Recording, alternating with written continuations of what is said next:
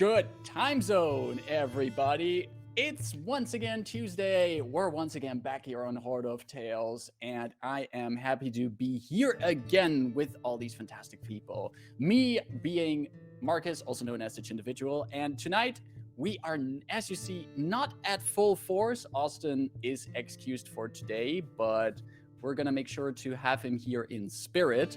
But we do still have three fantastic people here, which are Serial, who is joining us. We have Ida here as well. And of course, Carolyn is also here.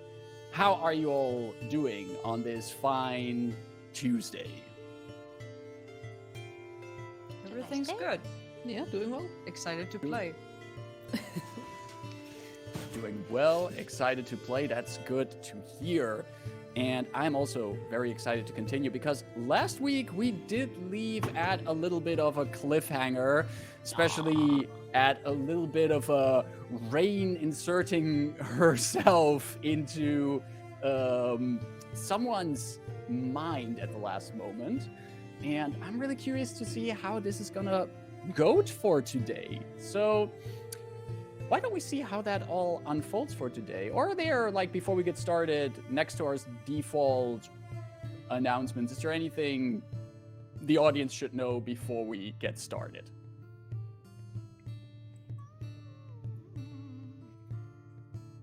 Before the default things, if the default includes, like, just a reminder how Catvantage works, because we're all a bit spent and we could use the help.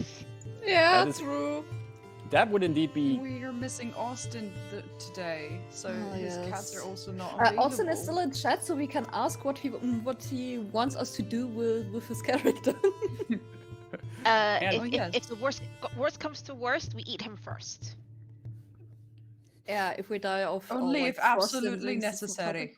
Or if we're really hungry and we don't like the other options. I mean, we Right. can't eat Rebus. He is mostly made of metal and wood and stuff, so this is like a no-no.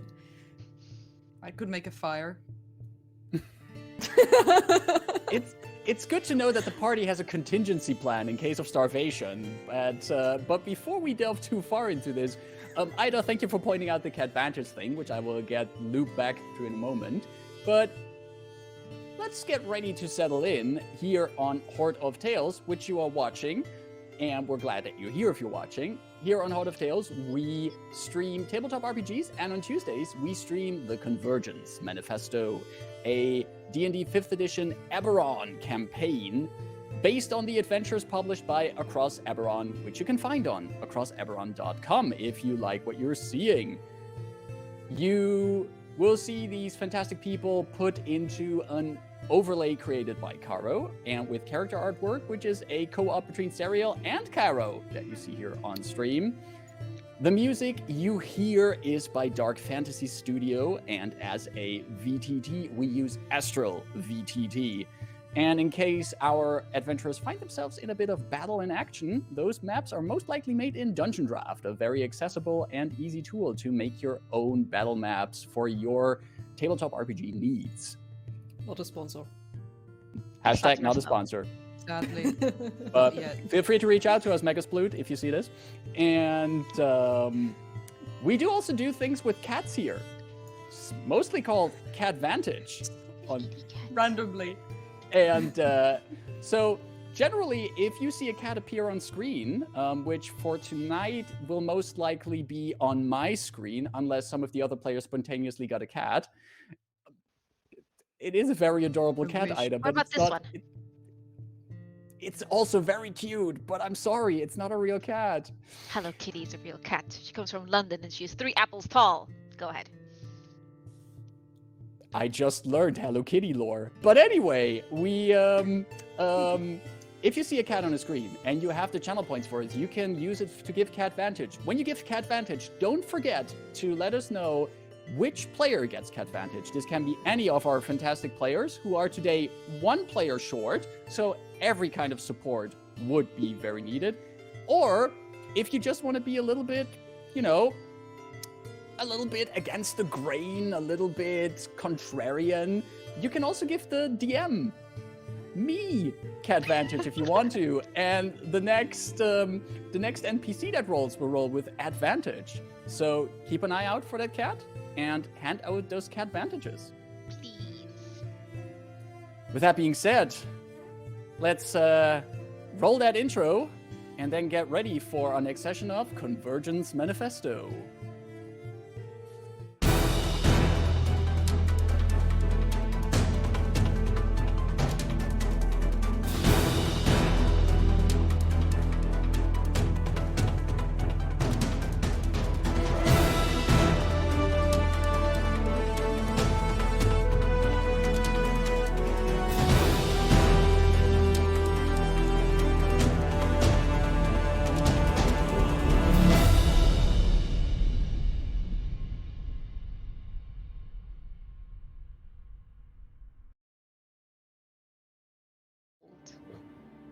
I have just been informed that Hello Kitty is ice skating on Ida's shirt, which is very fitting because we are at something cold.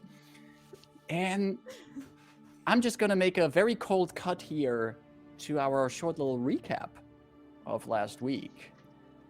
When last we met our adventurers, they had just scouted the remains of the crashed airship, the Clear Blue Sky, the prized possession of Darien de Loranda.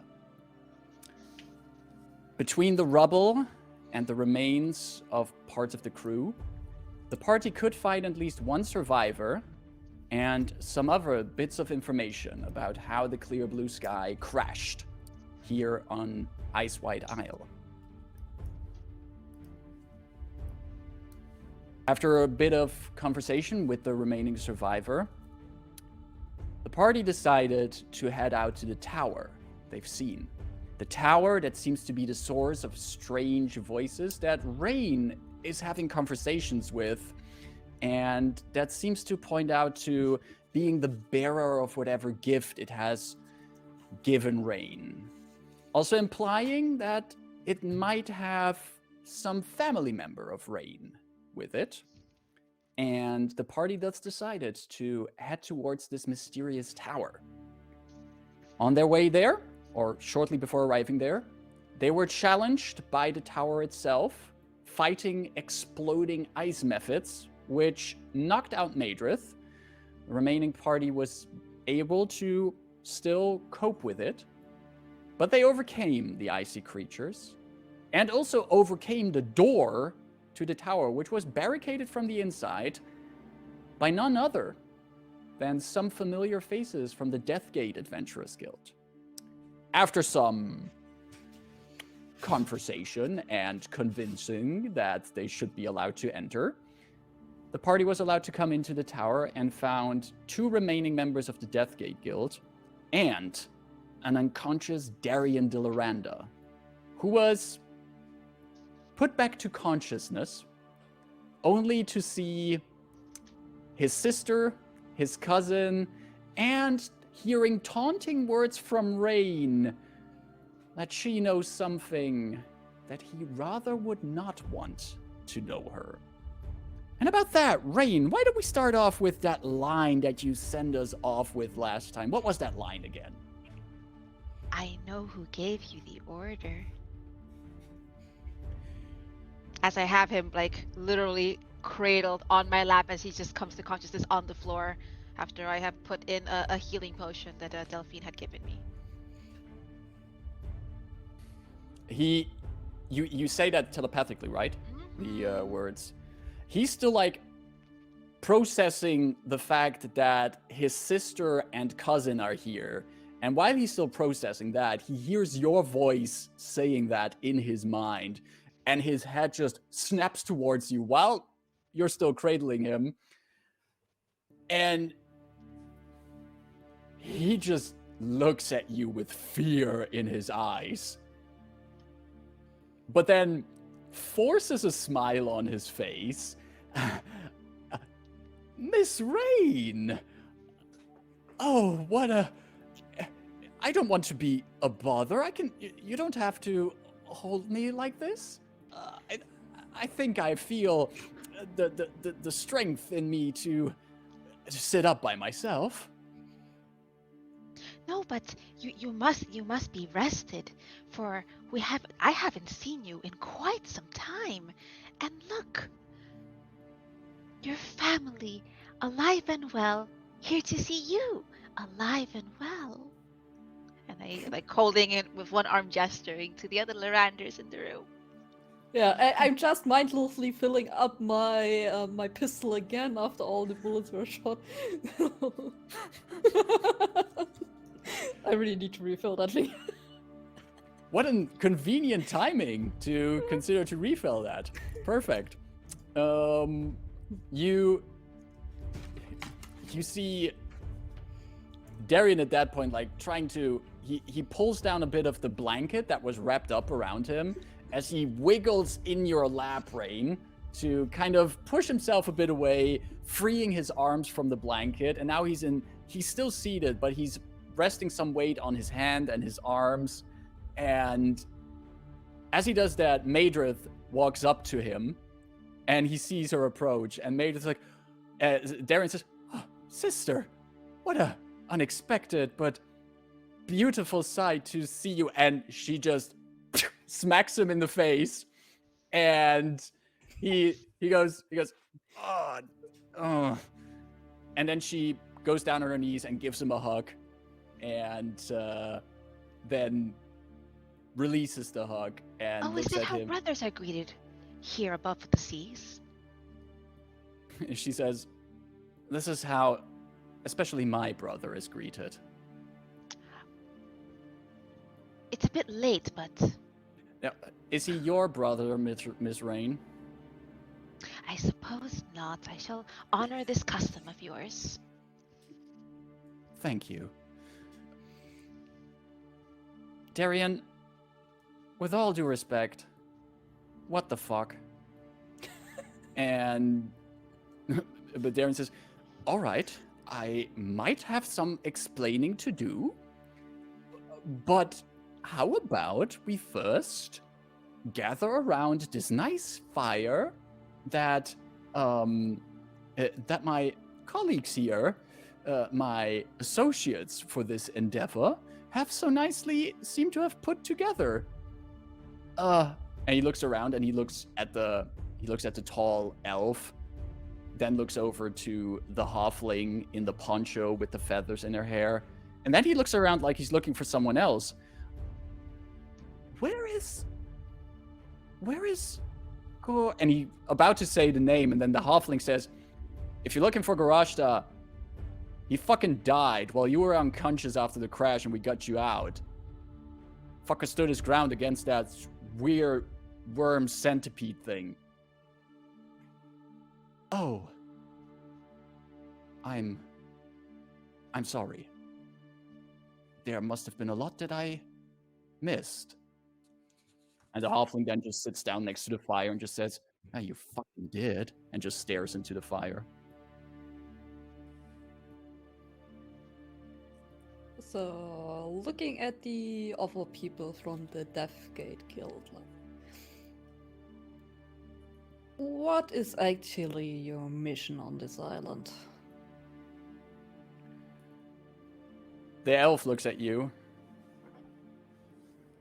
We were offered a contract.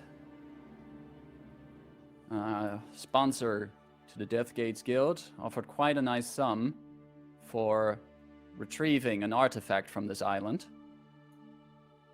We got the most rudimentary of maps. There's not much information to be found about that.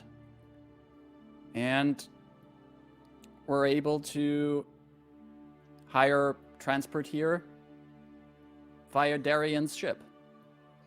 And do you have any clue what this artifact is? The briefing we got says that it is an item that is linked to the frost that we're experiencing here. Arian. And that we are Arian, Sorry. said. Sorry. Risia. Risia. I'm sorry. Zip, zip, zip, zip. Plane of Risia. And we thought this would go a little bit little bit better than it's going so far. And as she says that, she actually like looks over her shoulder to the other side of the room, and at the far end of the room, you can actually see what would be to your north in the room.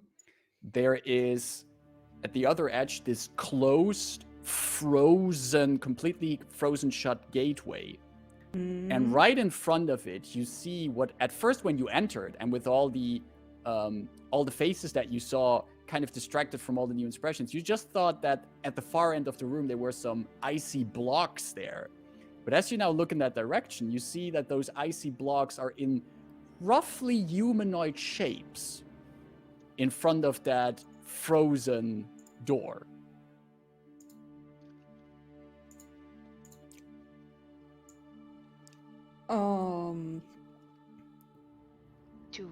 Do any of there is assorted sized humanoid shapes? There's any kind of detail on them? From this distance, hard to tell. I'm going to get up, let Darian's whatever weight he has left on me like plunk over. I want to just get closer and observe. All right. Rebus. I turn towards the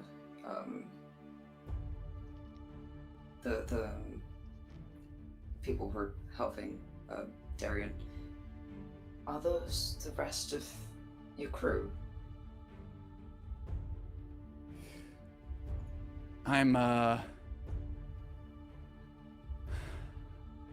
They are here. I missed a lot while I was out. The crash took me out. And he looks to the elf again, and she nods. This is all that's left. We had some of the remaining survivors just in their panic tried to flee, ran off into this icy hellscape. Some of them on the way here started talking about hearing voices. They started screaming. Some of them started attacking each other. And then we also had this... We had a bit of a run-in with... What were those called again? And at that point, she looks over to the halfling, and the halfling is currently, like, poking the fire with a stick. And she says, Tritons, you know? Right, and she, yeah, right, like one of her, the elf says. Was this long ago, or was this recent? I assume you haven't been here for too long, yes? The halfling responds to that. Been here for, must be about a day by now. Right. I am sorry for your loss. Well, your sorries won't fix the fucking ship, now will it? We have means of transport. You don't have to worry about that. We were sent here with the mission of retrieving you safe and sound, so we just need to take you to a place where the airship can pick us up. Well, don't forget this is only one part of the mission. Wait, Nothing and then in the world is free. And I say then- turn around. Darian says, like, wait, hold on. You were here sent Darian here to... is going to hear telepathically. I'm interrupting him.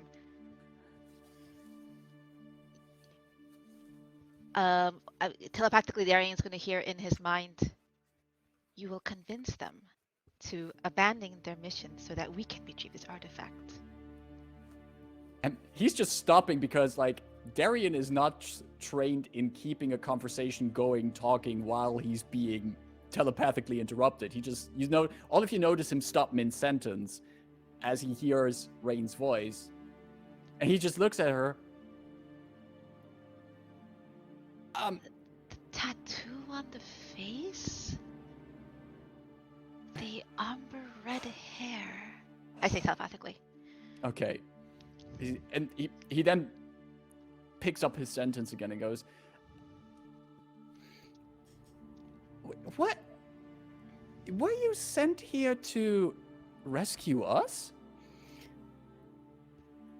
I turn to Madrith. Your sister paid us to rescue you.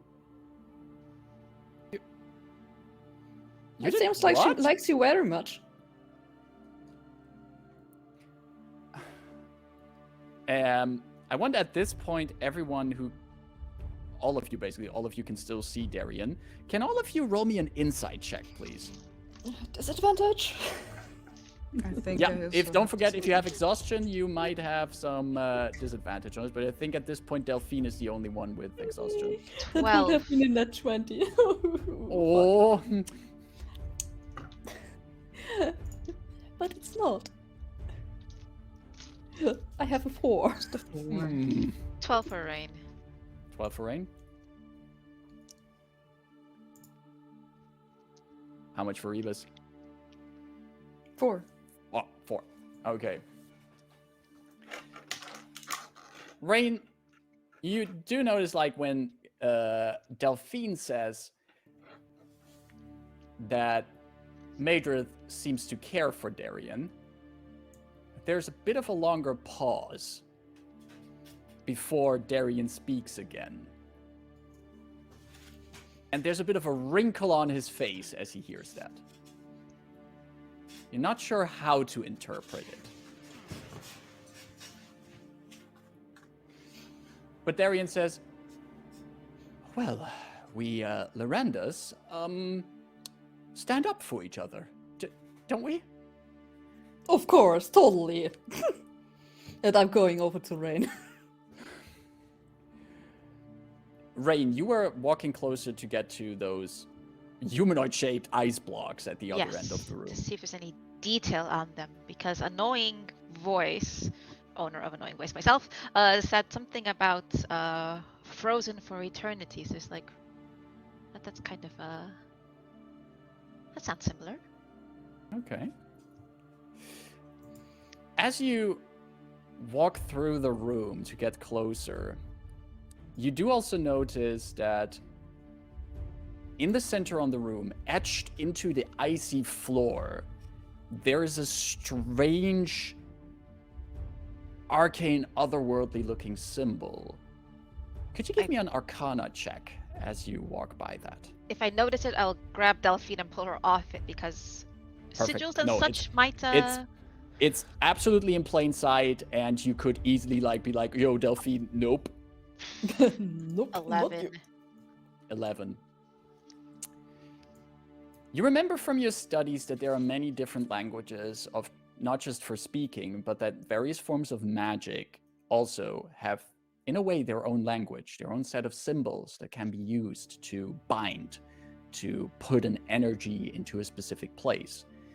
Though you don't know what kind of specific arcane language or arcane symbolism this is, you get a feeling that this has been put here to bind something here, to bind certain magical energy. Keep that at the back of my mind as clearly the things that are happening psionically, telepathically in her head is some sort of magic, and something about trapping people is also magic related. So if I look at the humanoids now, showing that the sigil traps things, binds things. Icy sculptures. And as you look over to them, now that you're a bit closer, you can have a better view what's in there.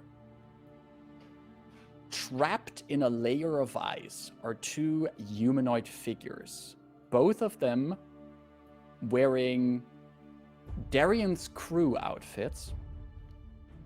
One of them is in a pose where both hands are still stretched out and touching the frozen gate in front of it. The other one has just one hand touching the door and the rest of the body in a pose of trying to run away, trying to pull themselves away from it. And the movement is completely frozen in the moment in these icy statues. And as you look at that, and Delphine, as you're also going that way to look at it, you can hear the halfling of the Deathsgate Guild shout like, "I wouldn't fucking touch that if I were you." Door, I mean.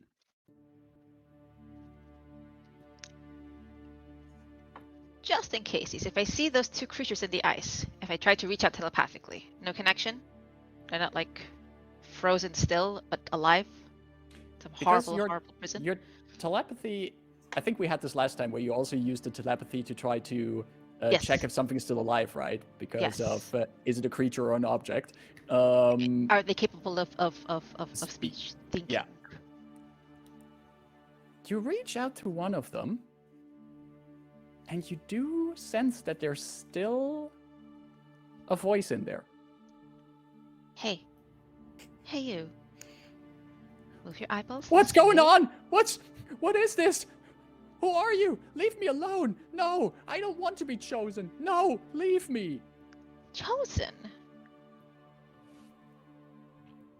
Wait, this is a different voice. I'd ask you to turn your head, but you're incapable. I'm on the other side of the ice. What kind of sick joke is this? Excuse you, I'm here with the rescue committee on another Lyrander airship. Where are you? I can't. Everything's so. You can't move. You are encased in ice. But you were mentioning someone else choosing you? Was someone insisting on bearing you, giving you gifts? No, but me and Riley over here, we've tried to open the door. We touched it, and then we both heard this voice, and it was asking us questions. Such as? It was asking us if we had ambition, what we were willing to give for ambition, if we were willing to kill for ambition. And then it told us that I would have to kill Riley. But Riley looked at me and was grabbing this shard of ice, and I think he was trying to kill me. But he didn't. And I didn't. We tried to open the door then. The voice then said that it wouldn't be mocked. It's so cold here. Well, it just so happens I think we need to go the same path. And doing so hopefully will, liberate you and such. Hope so. Be right back. Close connection. No! And the connection closes. I will share that, that figure over there. Still alive, very cold. Holly has an itch they can't scratch. But they were challenged to kill each other, and I mentioned the two.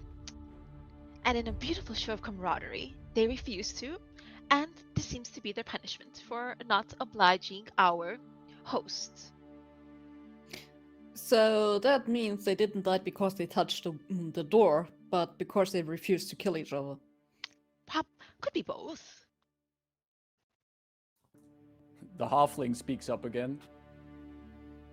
Can't really blame him for trying. We came in here with a triton. He touched the door and he was allowed through. Looking to Rain. Just one. Well, we had this encounter with these, these triton people that I mentioned. And somewhere in the fight, some of them, they just started turning on each other. That tracks. But one of them, tall, muscular fellow, gotta admit, not my type, but charming as hell. But he tried to separate them, but these tritons fucking murdered each other. He joined us, seeking shelter in here. I think he got a bit impatient.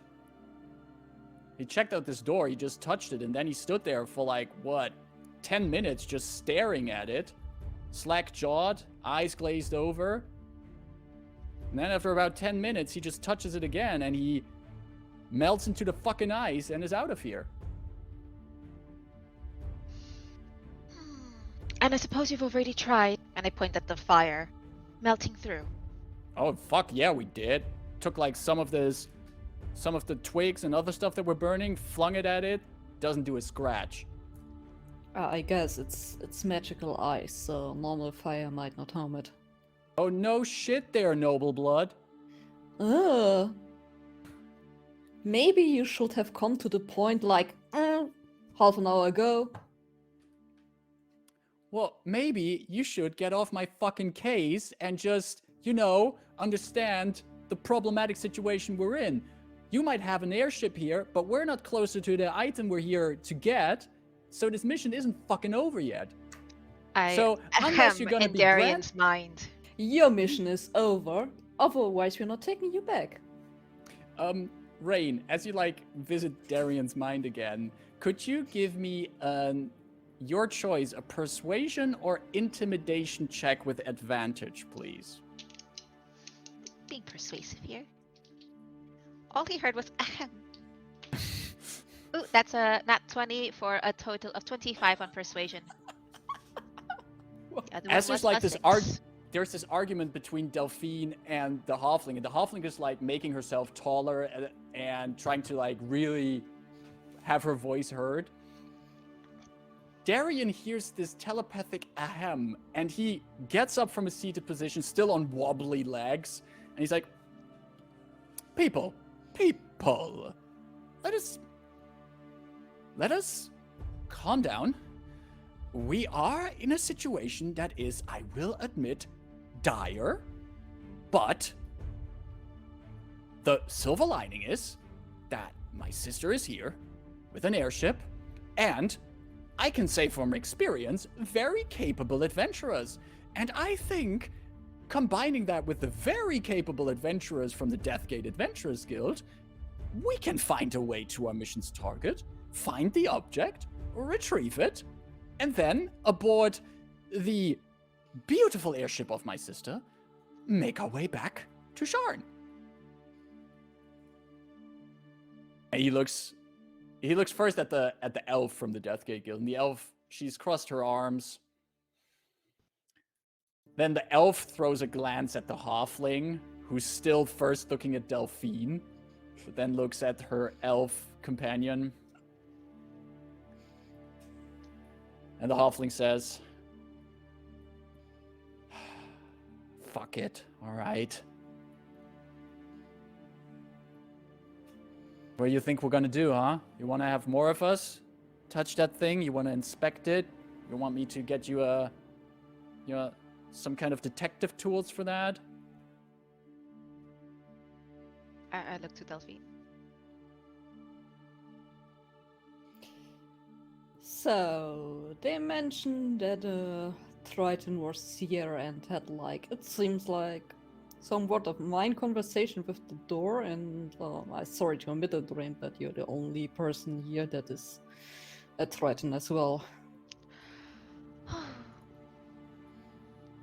So I should. And you're used to mind communication, so... Well, to be fair, all of you are. Most company included, at least. Not at that same level.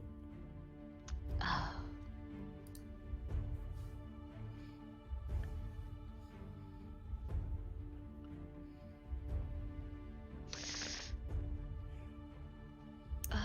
Let me double check my spells.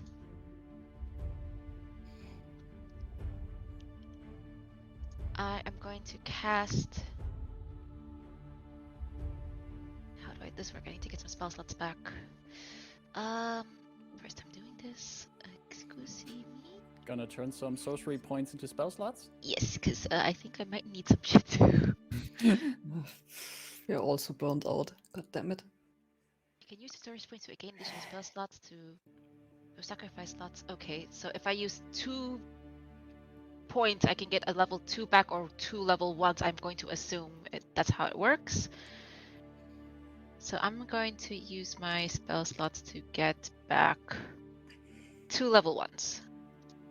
Your sorcery points to get Yes. back. Yeah. No, to spend my sorcery points to get back spell slots. Yeah, right. Alright, so I'm out of sorcery points. And I have a lot of spells back. So I'm like, well, okay then. I look at the sigil on the ground. If I kick the snow around it, trying to disrupt it, I still sense its glowy magicalness.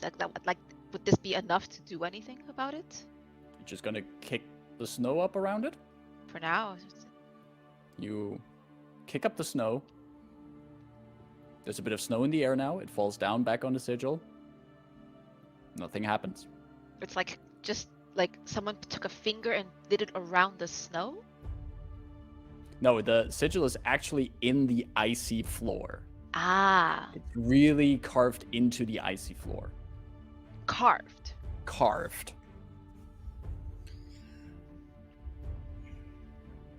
Dython. Does it just... Yes, Rebus? Does it look like it was carved recently after the building was erected, or does it look like it was part of the architecture?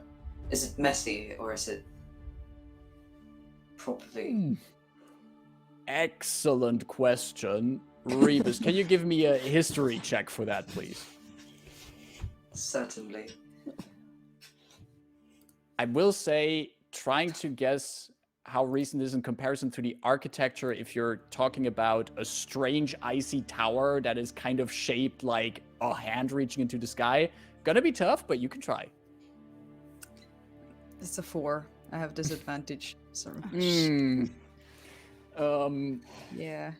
The best you I just can wanted tell. to know if it just looked like someone had taken like some kind of tool, or if it was more like professionally. Well, the best you can tell from this, because this is just the proof of your eyes and not really like analysis. The best you can tell is that the way it is carved must have been with good tools and some sense of proficiency, because the edges are smooth and it's not just hammered out, but you have no clue if this was done when this tower was erected, if this was recent. It just looks it's proper craftsmanship. That's what it is. Yeah, that's what I need to know. Rain, you wave Dython over, who walks over, shouldering the great axe. Yes? Would you please aim your fire magic? See if you can melt some of the ice around that. Maybe disrupt the carvings there. You want me to fire magic at a very magical looking symbol. All right, stand back. Make sure everyone's standing back. And you see Dython just this little bit of fire from his hand onto the circle. The fire just dances over the icy surface and vanishes, leaving the sigil unscathed.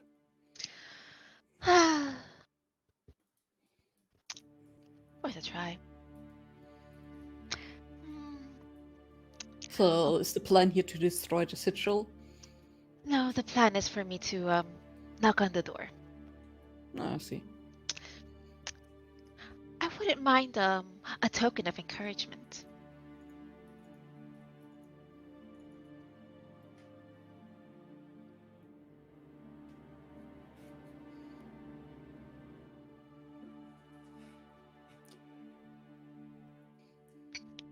Just shrugging because I have no clue what you mean. Dython is just standing like in the background, just looking at these glances being exchanged, like, all right, I'm gonna go back over here.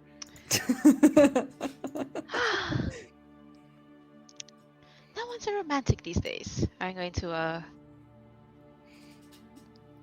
walk up to the thing. And I really have nothing to reactively. No. Okay, I'm gonna touch it. But as I touch it, I keep a mental link with Delphine.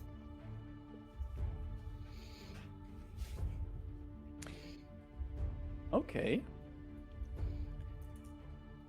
You walk up to the door, past these frozen individuals in their poses as they were when they touched the door. You put your hand on the ice, freezing to the touch. As you do, you hear in your head, "Well, that took you long enough, did it not?" Knock, knock. "Oh, I know this one. Who's there?" It is I, your gifted. "Oh, come on, that is boring. In the eons I've been frozen here, I've heard better. I told better jokes to myself." Oh, can I hear some of them? "No. But you do. You're kind of standing next to two of them." But I'm not like those two, right? No. But then again, in a way you are. Ah! This composition of flesh and bone, and you, just like the one I let through, you have that stench of the sea on you. I have smelled too much of the sea in this long time. What would you prefer to see? The world, my dear. The world. And it's interesting you bring that up.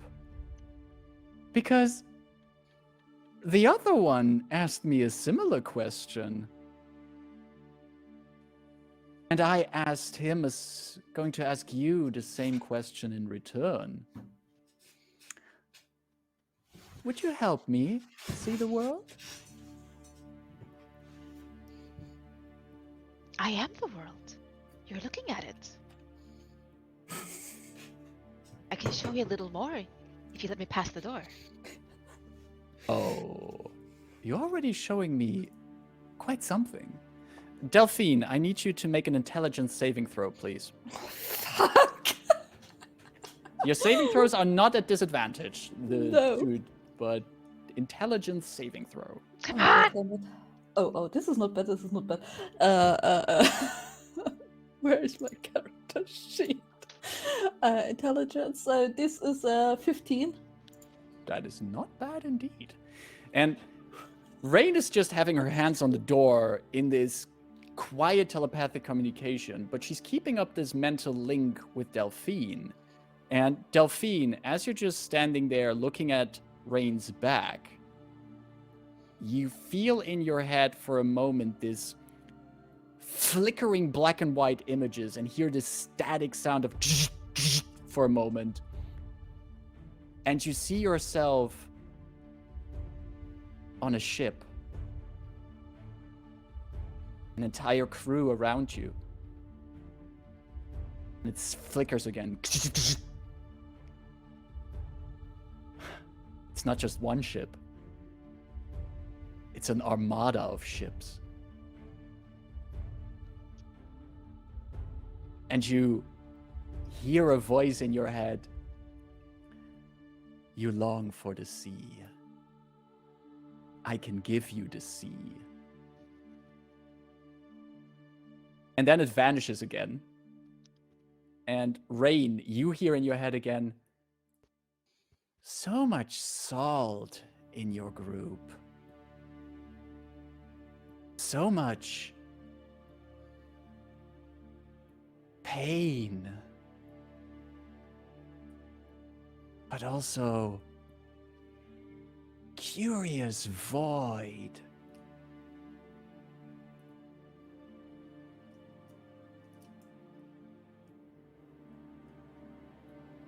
Will you show me all of that if I let you through? Can you guarantee me that I can see all of that? How are you not seeing it now? I saw see your many eyes. things. Oh, I have them. All these eyes. And they stare and see. But you know what they see here? White, white, white. Snow and hail and clouds. And the occasional triton that comes here to prove their might. That's all they see. But I want more. I wouldn't mind showing you everything I see. And much like you, I see a little bit more than just with my eyes.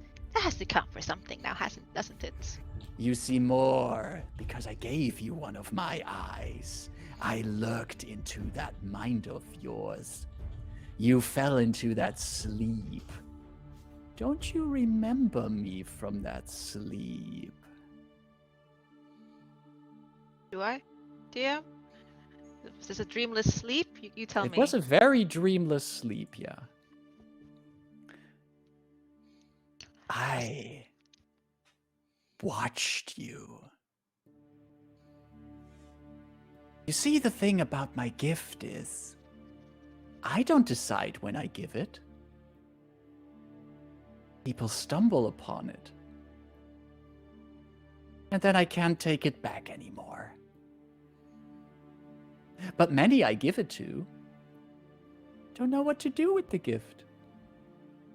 They never wake from the sleep. And for a long time, I thought you wouldn't. And then you did. And then you left the sea. Then you went away. Well, then we have much to catch up on. I'm fairly sure my arm is getting stiff. Why don't you let me through and we continue this chat? Make a Constitution saving throw, Rain. Is this against cold? Not mundane cold. I have resistance, I'm asking. To cold damage. You do have resistance to cold damage, yes. So if this results in some kind of damage of cold, we will deal with that. So, not advantage, straight roll is what I'm asking. Straight roll. Straight roll. 12 plus, I have a con of 6. 18. Saving. That is not bad. That is... You have a +6 con saving? I'm looking at it, I'm like, yeah. Wow. Wow, okay. As you say that, as you kind of respond and say, like, just let me through, you hear this static in your head again, these sounds in your mind, and you see yourself again on that day when you fell into that dreamless sleep. Then it flickers again, and you see your parents. You see your mother looking at you, looking down on you. Your father turning away from you. You see your brother. A hand on your shoulder, doing his best to understand, but can your brother truly understand you? And as you see those images, they flicker by, and from the outside, Delphine, because you're close, you see this best. You see that going from Rain's hand, where she touches the door, her scales become deep, dark blue, and these lines of cold seep through her hand. Rain. Yeah. Without your cold resistance, you would have taken 12 points of cold damage, but that's halved, so you take 6 points of cold damage. And since you succeeded on the saving throw, it's halved again. You take 3 points of cold damage. So total 3. 3 points of cold damage, yeah. If I still have that connection up with Delphine, even though like my eyes aren't moving anymore, I'm just like in a frozen sip, I'm like, oh, now it's showing me pity party flashes. I hope it's not really bothering you. I think you're the only one it hasn't affected. I say to Delphine.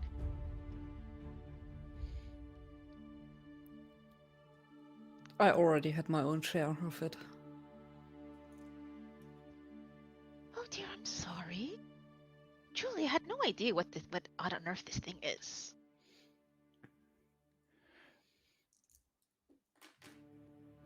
Rebus, since what would you be doing in this moment while Rain and Delphine are dealing with the door? Well, I'm sorry I've been so quiet. No problem. I've been feeling a little bit useless lately, just being able to physically face things instead of maybe the more arcane knowledge that my companions have. I feel that Dythun might feel the same. Since I'm still a bit taken aback by our fight with the giant worm before.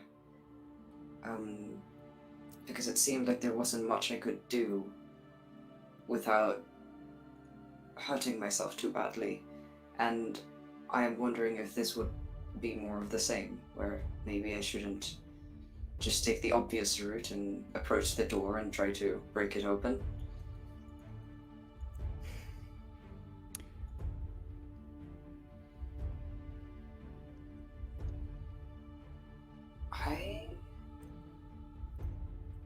Rain is busy right now, but I'd like to see. I have some questions for her, but I guess I could try and contact her friend, the voice that got into my gears earlier, since it seemed to be so happy to just have a conversation with me. So I'd like to just walk to a side of the room, making sure everyone is okay, although I doubt that the other party members... What was their name of their group? The Deathsgate. Yes. I doubt they will want my company or my help, even though they seem pretty distraught. So I'll just go to a side and lean on my glaive and try to contact this being, this voice. Alright. You make your way to the side and try to focus on that voice. On this intruder. You look over at Rain, it almost looks like her hand is almost frozen to that gateway.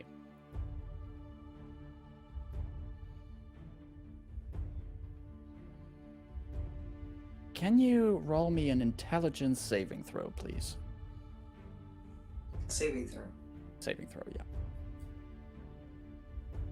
Nice. 17. That's not bad. While you're leaning against the wall, you slowly feel something coming into your mind. It is comparable with the feeling that you have when Rain did these mental deep dives with you. You just know what it feels like to have another telepathic presence in you. But this presence seems further away or distracted. It's there, kind of just walking around the edges of your mind.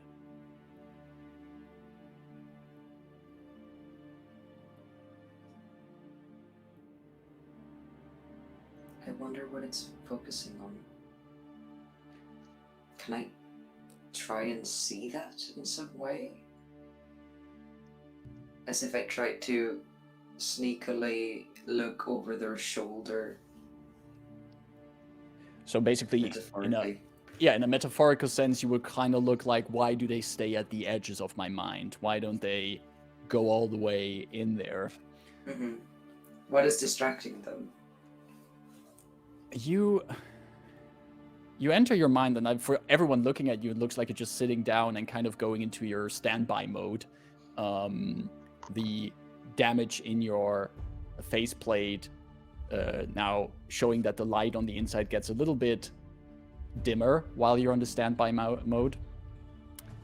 But inside of you, you wander around and you try looking for this voice on the edges.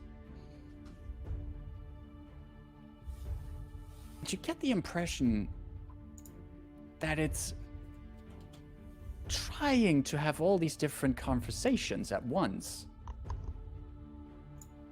Trying to reach out to many places, and that this voice is kind of splintered all over the place. It's not cohesive. But it still wants to also keep tabs on you, no matter how much it has to multitask. Well, I assume Rain is giving it a challenge to multitask. I'm just wondering if I can use the opportunity in some way, if I can make it distracted enough. Trying to, draw its attention to you. Yes.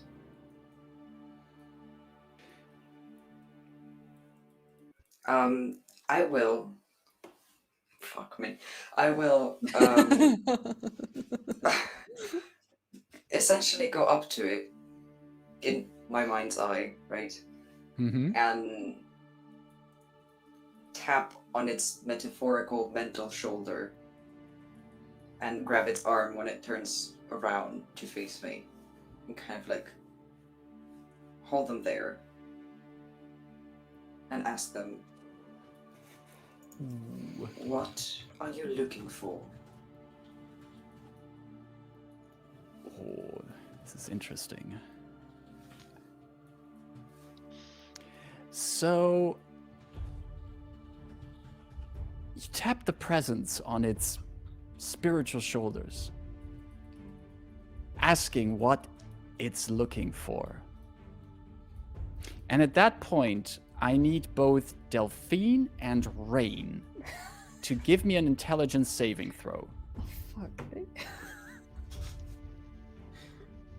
Playing literal mind games here. Oh no. 21. Nice. 9.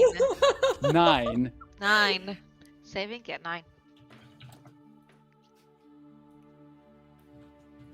Yeah. Rain. Now let me start with Delphine. Go ahead. Delphine. Oh shit, I'm sorry, guys. Something's gonna happen. Rain had this telepathic link established with you. Yeah. And you could hear her voice. She was checking in with you. You heard her say, "I'm so sorry." And as she says that, you can hear already the last bits of her sentences begin to echo in your mind. Hmm. And then the link breaks. You notice that her mind is no longer connected to yours. Rain, you were just projecting those thoughts to Delphine. But you notice that as if someone just cuts a rope, the connection snaps, and that mental rope slaps back at you.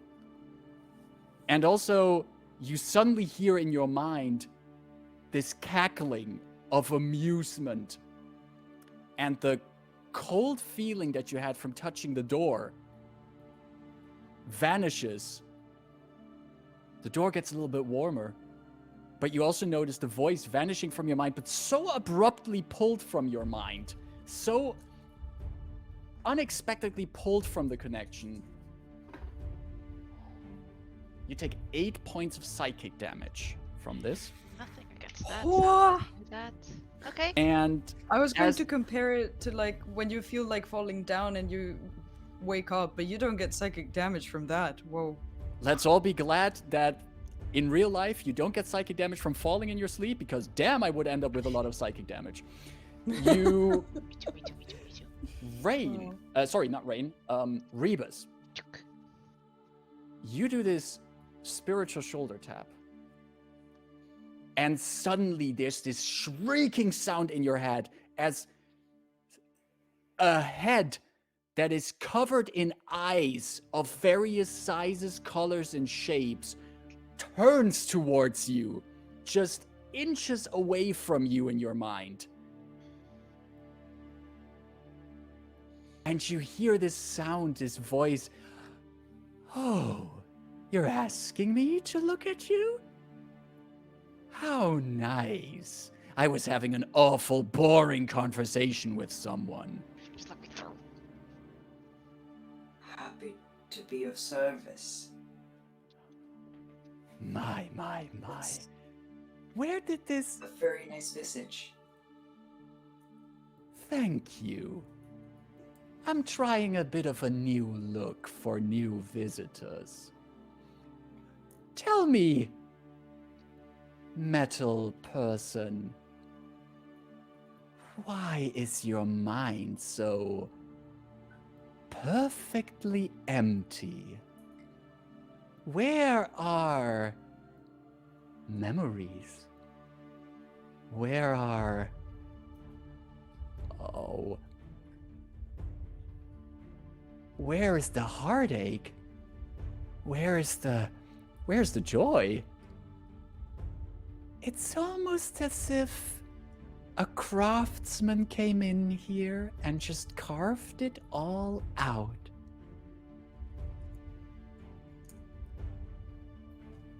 Wouldn't be the first time. That's kind of how I came to be. Oh.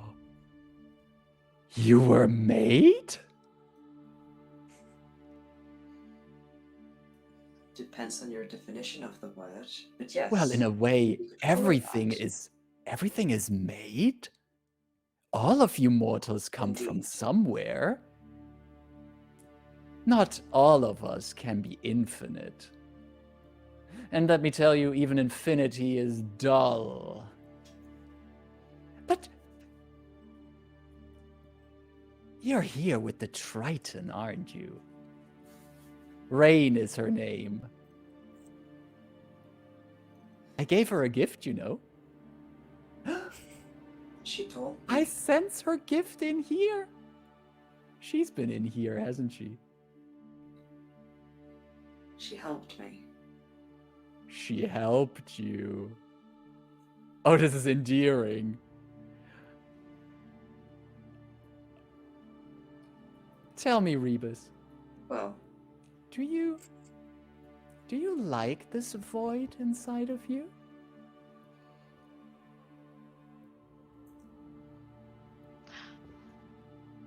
I don't believe I have enough data to answer that question. It is what I know. How could I dislike it or like it? Is it a requirement for your band of adventurers to be so evasive? Believe me, I am being as straightforward as I possibly can.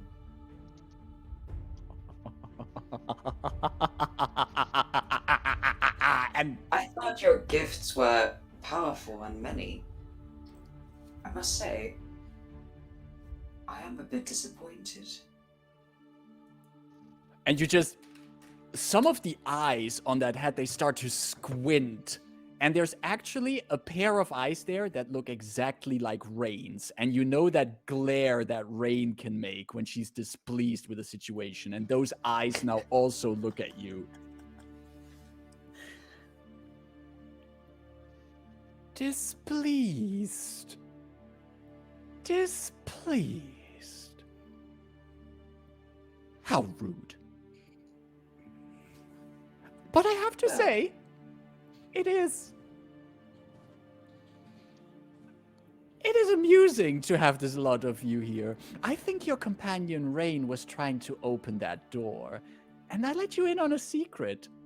And that head with the eyes in your mind leans closer to you as if it tries to whisper, but it has no mouth to whisper from. And there's just this one goat-like eye, you know, the kind of eyes that goats have, that gets closer to where your ear would be.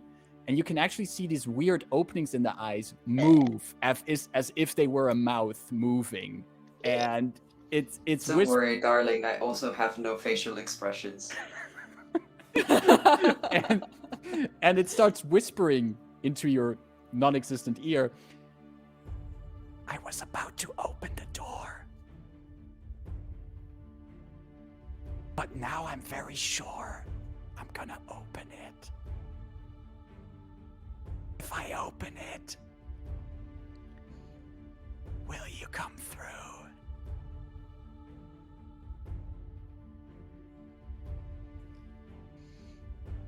Will you make it worth my while? Come to the top, and I'll make it worth your while.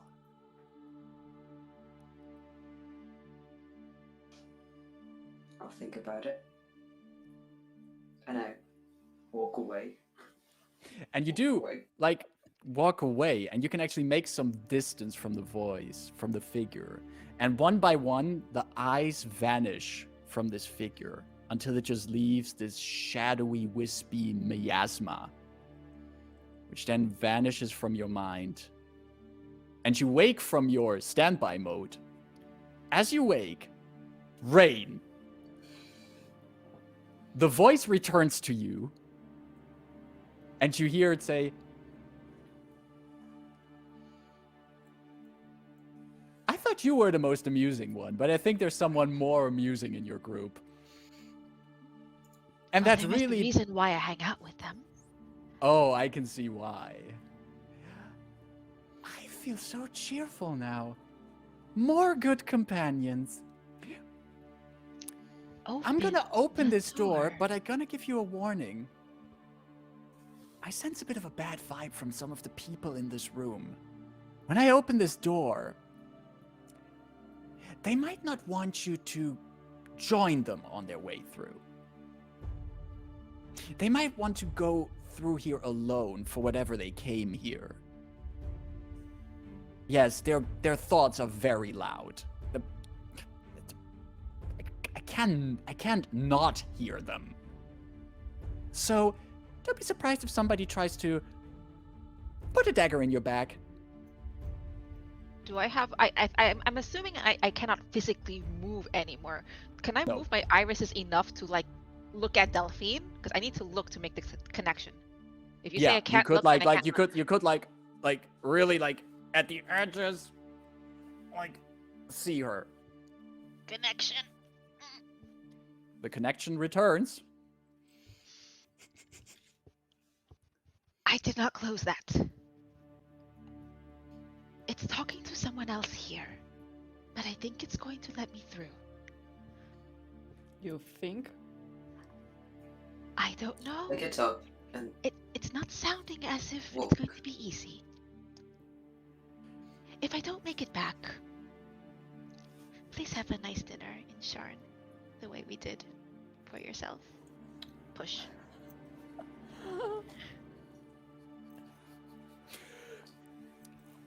Rebus, you were also getting up to... I'm walking towards the door, hopefully right on time for it to open for Rain and just kind of time it. Yeah. Rain, you say these telepathic words to Delphine. You push against the door, and you feel your hand sinking into it. And as it's sinking to about your wrist, the ice that makes up this gate starts to recede. It starts to crack, and tears appear in it, and shards of ice fall off of the gate, revealing water underneath it. Your hand is now in ice-cold water that's vertically in front of you, opening up a space that is wide enough for 2 people at a time to step through. The surface of the water is calm, except for ripples that come out from where your hand pushed through. The water is ice cold, and it is dark as night. As you push through, and Rebus, you're also there now to go through. Both of you... Yes, Rebus? I'd like to say, as I approach the door, I'll put a hand on Rain's shoulder in reassurance. And as you do that, both of you step through into the icy cold water.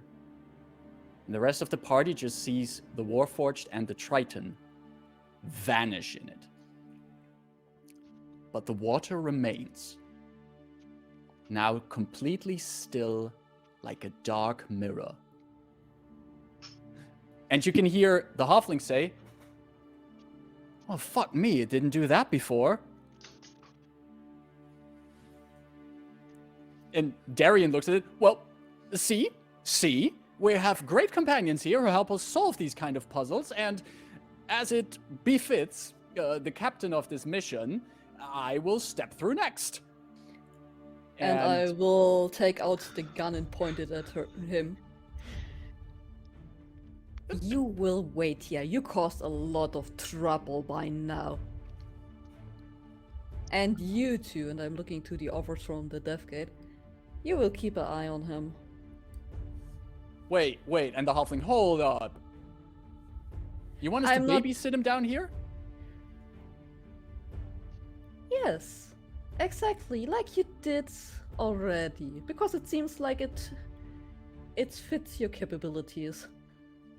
Okay, you hold on. Look, I have dealt with one Loranda on this trip here.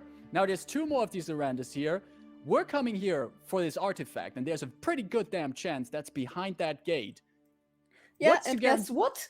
You didn't open that gate, and I'm taking Delphine with me, and we're going through this. Delphine actually, as you say that, Delphine like takes position behind you and again does like this intimidating posture with the great axe on the ground, and is also looking at the halfling. The halfling looks over at the elf from the Deathsgate Guild, and the elf is like shooting her a glance like, mm-mm. And Darian goes, Madrith, talk some sense into her. Was part of this mission, and I should be here. And Madrith walks up next to her brother, looks at him, just does this thing like, and Darian goes, what? And then Darian finally keeps his mouth, and then she turns towards you, Delphine. If you don't mind, I'll keep an eye on Darian and the Deathsgate Guilders here as well. We're not sure what else is going to happen down here. And I feel like I have been quite some extra luggage to carry around so far, as much as I hate to admit it.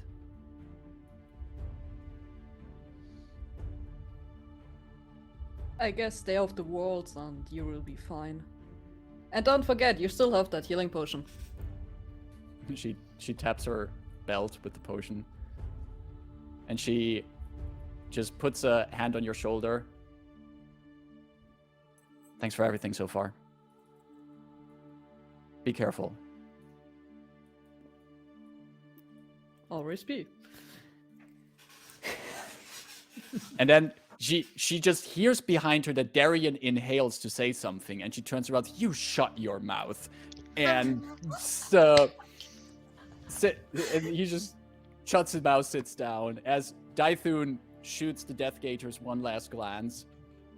and then Dythun steps through the watery portal and also vanishes. Delphine, you also follow? Mm-hmm. All right. If I have Rebus with me, I'll return by holding their hand, and if this is like pitch black water around me, I'm going to use shape water and just kind of trace my finger along the water, and I want to it's black now. I want to just make it white where my finger is tracing, because shape water can change the color of water. So you're basically making like a white trail through the water with your shape water. As it's kind of like a pure white falling star in a night sky where you trace your finger through the dark water. Rebus, nothing is ever truly a void. Anything can get illuminated, and there's always things hidden. We just call it a void because we don't know any better. I agree, it has more to do with our understanding than with the actual nature of things. I say, lower my hand from her shoulder and just offer it to grab her own hand. So we're like buddy system. All right. Delphine, you also step through the portal? All right. So all 4 of the party members are in this dark water, making their way wherever it leads, following the trail of white water that rain draws in the water. And where you're going to end up, we're going to find out after we take our short break. So, no, I wasn't going to say we're going to finish the session here. No, we're going to take a break. That would have been mean. We're going to take a break That would have here. been So awful. we're going to be back in about 10 minutes. So about like whatever the hour 30 is at your current location. Thanks for everyone who is hanging out with us so far. I see a lot of messages going up and down in chat, which is really great to see. We're going to be back here then in about 10 minutes. Get yourself a nice drink, stretch your leg, do a bio break, call a friend, do whatever you want in 10 minutes, and we'll be back in 10. See you then. You can have a lifeline. Get a lifeline.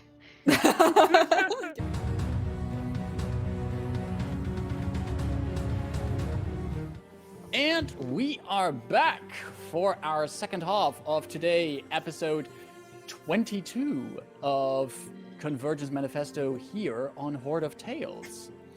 Now, first of all, thanks already for everyone who tuned in today. Nice chat going on here in the first half. And if you're like, hey, this is fun, I want to keep track of these people and what they do, if you haven't already, feel free to give us a follow here on Twitch. And if you also feel like it, you can also always give us a sub. We're always happy about those.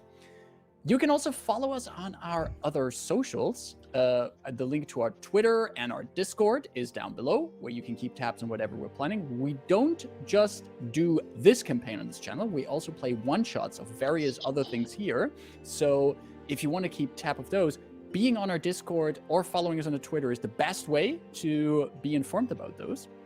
And if you want to watch all the earlier stuff we did, the previous sessions of Convergence Manifesto, and other one-shots we have done on this channel so far, including fun Lasers and Feelings one-shots and other games, you can find all of those, all the VODs of those, on our YouTube channel, which is at youtube.com/Horde of Tales.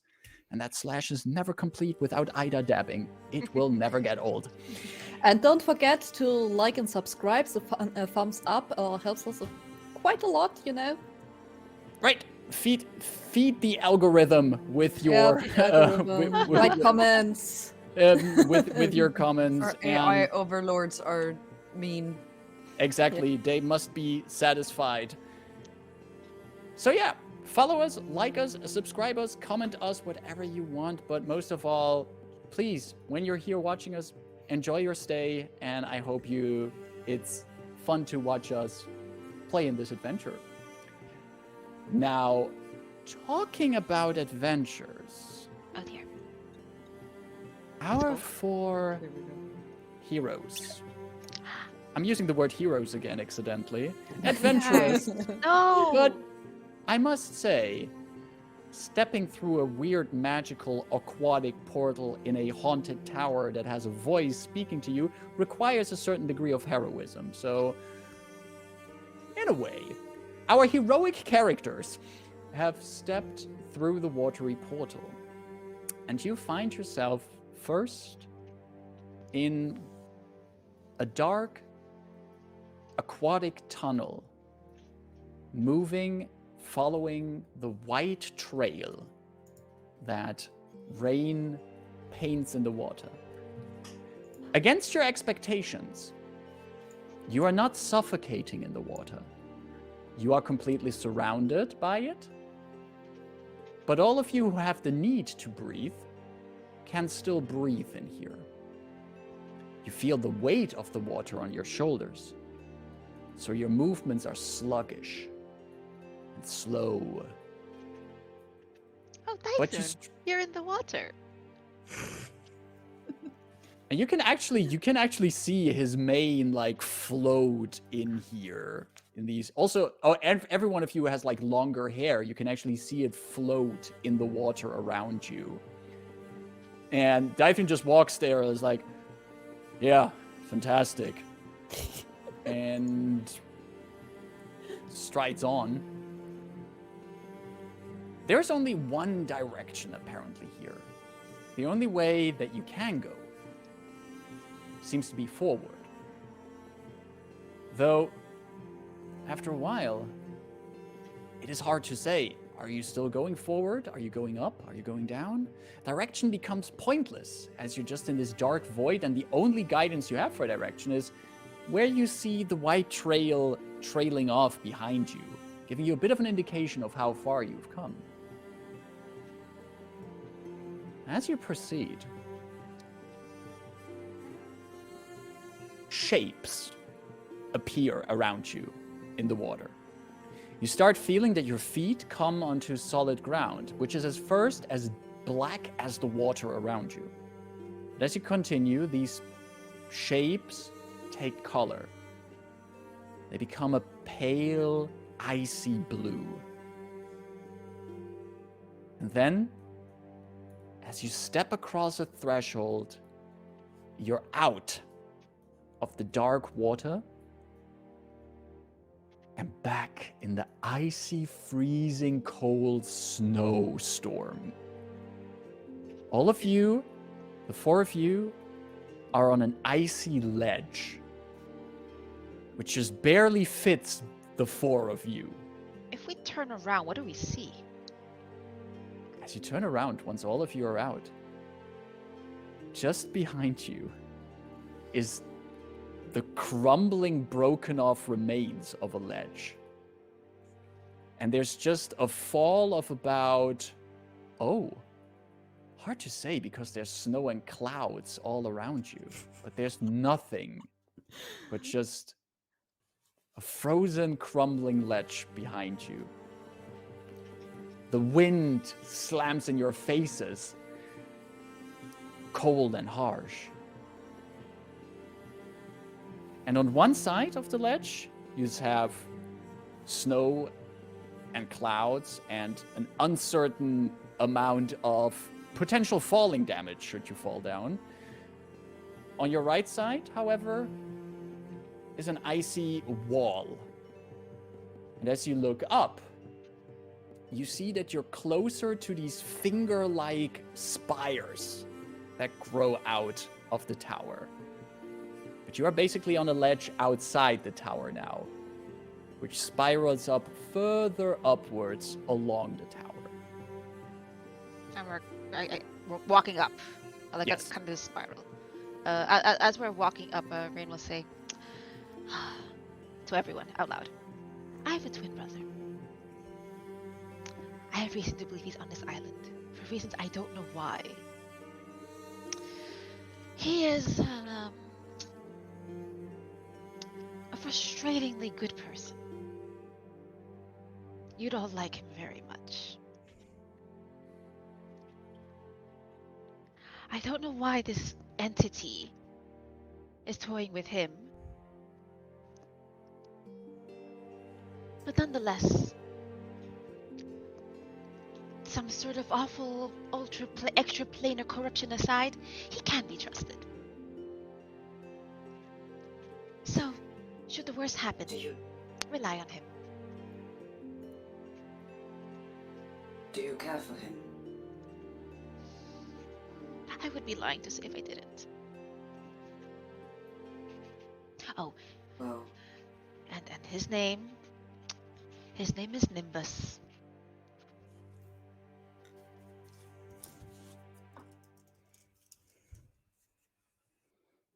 I have wanted to ask you about this entity ever since our last conversation, given that it seems to be interested in all of us.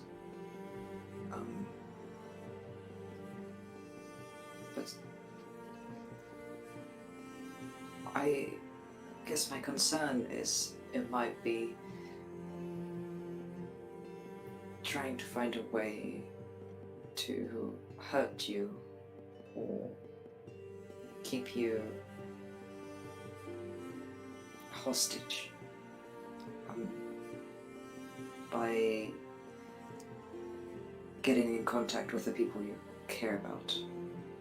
Hence why your brother, even if not particularly this entity's type of person, might be involved in this.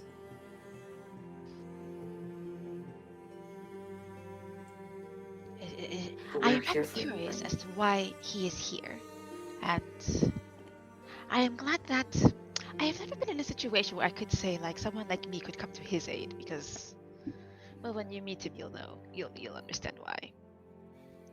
But as confident as I was in leaving home, and insistent that I was able to do everything on my own,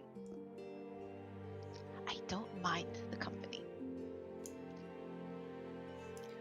From the back you hear like, speaking about company, could you slow a bit down?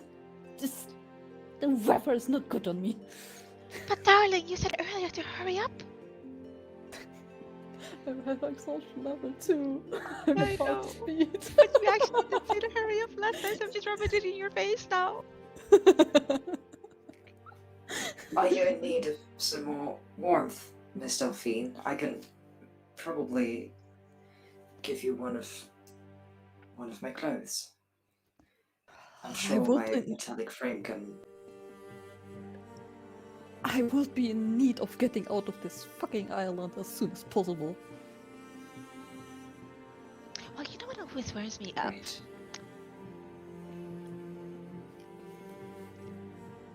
Beating others who displease me. That tends to keep me very warm. And whatever this entity is, let's see how displeasing it is or isn't.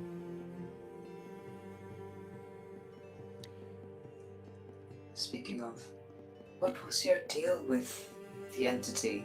I say as we make our way. I You don't don't have mind any me such asking. deal. I'll say this aloud to everyone. Back at the Thunder Sea, I studied the ways of the arcane, the way any other caster might, and then a calamity befell our community. And as part of that calamity, I fell into a sleep. When I woke from the sleep, I was unable to speak. I was bedridden. I was powerless, voiceless. And then, all of a sudden, I could, and you hear in your head, this. There was no, I'm presuming out loud, there was no arrangement discussing. I have not signed away my soul as some other short-sighted people around the world might. Not to my knowledge, at least. I'm fairly sure one must grant knowledge into doing that.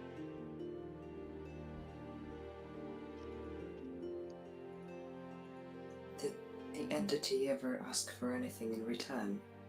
This is the first time I even understand there was an entity behind it. So they didn't talk to you before this? No, Not to my knowledge.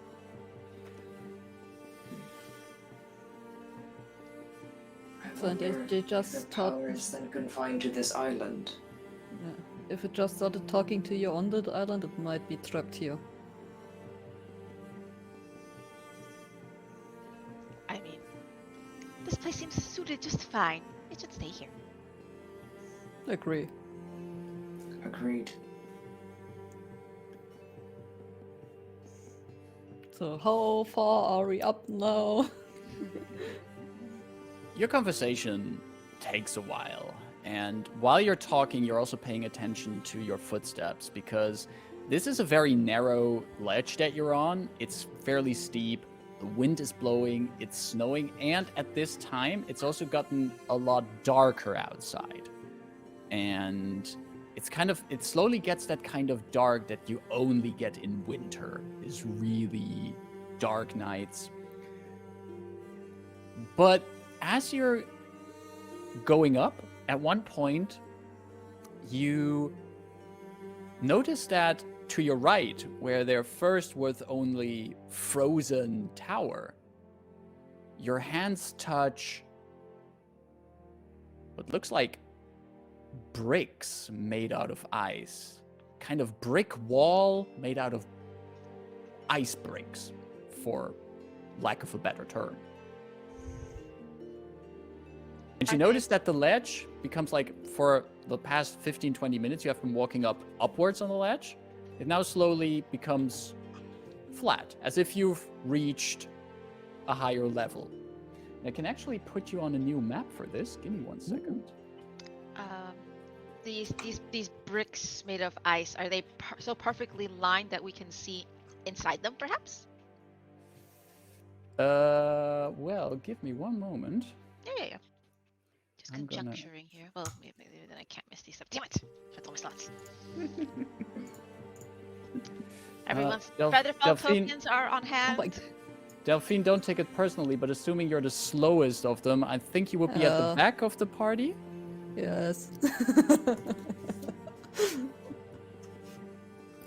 So you are up on this ledge here, and you basically have to your right, you can feel this smoother ice brick surface.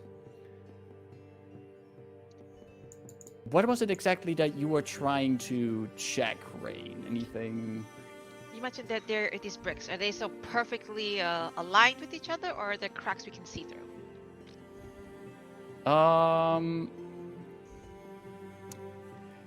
They are very much perfectly on top of each other. There's not like any kind of space that you can see through. Okay.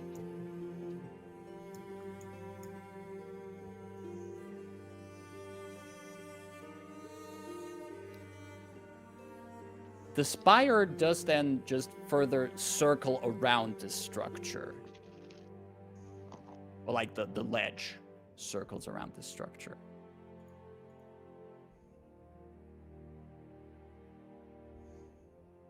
Should we continue up?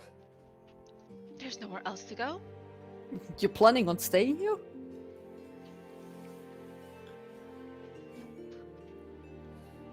Let's keep walking. And all we hear is this raging storm around us. Or rather the snowstorm and whatever winds up at this height.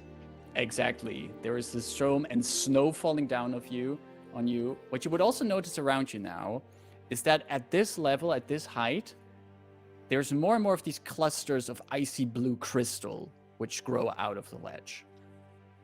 You saw similar crystals at the base of the tower as well as you entered, this kind of crystalline growth of ice. And there is light coming from them in the same cold colors. And the closer you get to a crystal, the colder it gets. It's already unnaturally cold here. But if you like brush with your clothing past one of these crystals, there's immediately this thin sheen of ice on your clothing. Ah. Rebus. I'd like to carefully put my ear close to them to see if they hum like the previous crystals we found in the Valley of the Harpies. And while I do that, depending on what happens, I'll stand on one knee just to get close to them and slowly reach my right calf over to the crystals where I am keeping one of the other crystals to see if they also have some kind of connection within proximity, kind of what had happened with the other ones. Give me a perception check first while you're listening to any kind of potential sound from the crystal. And while Rebus is doing this, can I get a drink of water? I still have water from the valley. Sure. Yep. How many temp HP does that give me? Let There's Rebus one- do first. That's 1d10 temp HP. Okay. So good. That is an 9. 9. You put your ear to the crystal. It's also very hard to hear something from a crystal when there is howling wind around you. However, you also mentioned that you put the crystal from the hidden valley, it's a crystal that you got from there, closer to this crystal. Yes, the one I'm keeping in a compartment inside my body so that it's on the leg. So I'm just slowly bringing it closer and see if there's any change. But you keep it in the compartment in your leg. Yeah. I don't take it. I just, Gotcha. proximity. I don't want to risk them touching. Explosion. Okay, this is some careful science being done here. And you bring your leg closer. And while you can't hear anything coming from this icy crystal, you can hear from your leg compartment the humming music that you last heard in the Shining Valley coming from that crystal. It gets louder, actually coming through your metal. And once its sound waves seem to touch the icy crystal here, you see that the light inside of the frozen crystal becomes a bit brighter. Just for a moment, as if it's just inhaling for a moment. And then it becomes dim again. I'd like to carefully touch it with one of my metal fingers, whichever haven't been replaced with other things, just to transmit the vibration, the sound that is kind of like a tuning fork. Yep. How when you put it towards your ear, you can actually hear the sound, so the crystal can hear the vibration from the other crystal. Gotcha. Just carefully touch it and ready to pull my hand away if like anything happens. You put it on there. Your metal body indeed functioning as a tuning fork. And where from the crystal from the Shining Valley, this kind of happy vibration, a happy warm rhythm vibrates through you. It vibrates into the crystal, into the icy crystal. And in response, all of you can briefly hear this very low bass tone coming out of this ice crystal. Like a boom sound. Then it's quiet again. And the crystal in your leg stops singing as well.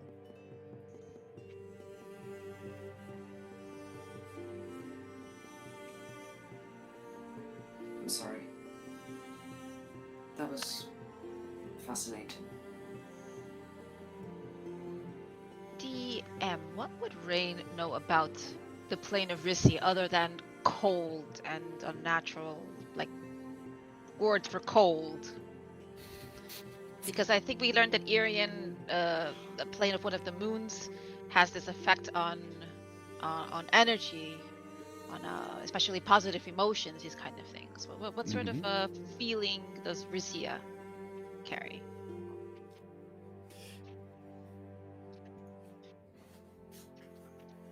Can you if give anything. me a Arcana check? This one would be of a fairly low DC because, especially because of your origins from the Thunder Sea, you have a bit of an advantage of knowing this. But I'm just kind of see, depending on your role, how much extra you might know about this. Come on. I have not been doing well on straight rolls. That is a 10. A 10. Risia, as the plane of ice, is not particularly associated with an emotion. In fact, its association to ice is more an association with stagnation, indecision, conservation of things. And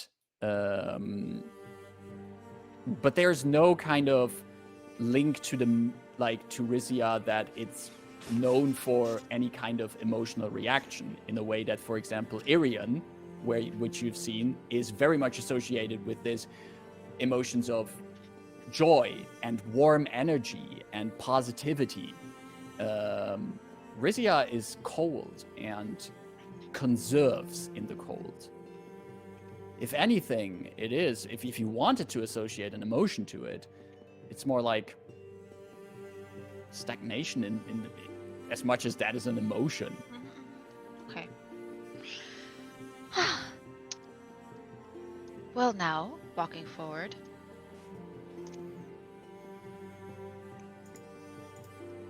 I mean, this voice has gone through all this trouble. You're not alone. Nimbus! Nimbus, your voice echoing on the icy ledge, on the ice brick wall behind you, carried by the wind around you. No response. But underneath your feet, and all of you can see this, in the ledge below you, one of these large eyes appears in the ice. Now all of you hear the following voice in your head. I might as well at this point converse with all of you. You see Dython look around. Like, hey, wait, that was the voice that I heard through Rebus' eye.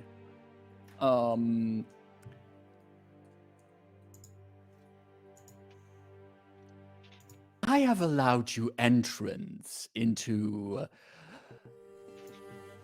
my sanctum. It's more like a prison, I have to say.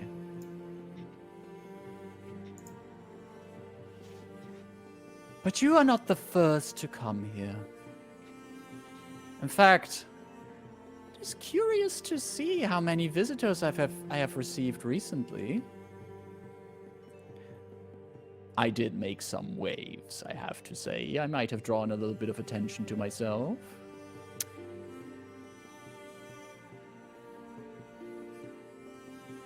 But you have not come here to seek me out. So much do your surface thoughts betray.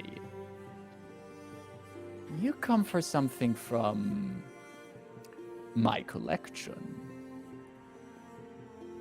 Oh, that means you have multitudes of them and can clearly spare one. I have multitudes of memories, of thoughts that those of the flesh process in their dreams, the hopes their hearts ache for, the defeat they experience. And I have the cold of resignation, of giving in to stillness. Those are what I have in my collection, and some of them take a physical shape, and some of them have been so long with me in this blasted, frozen sanctum that I might sing with some of its power. Steppy step.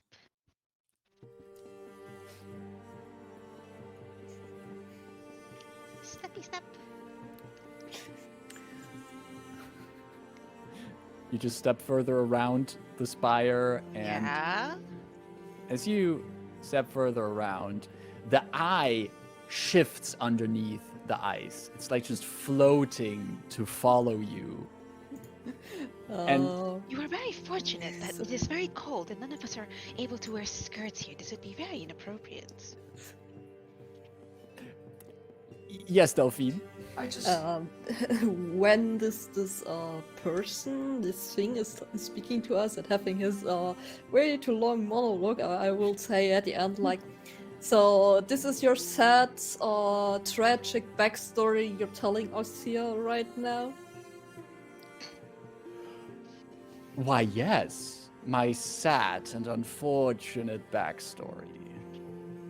Because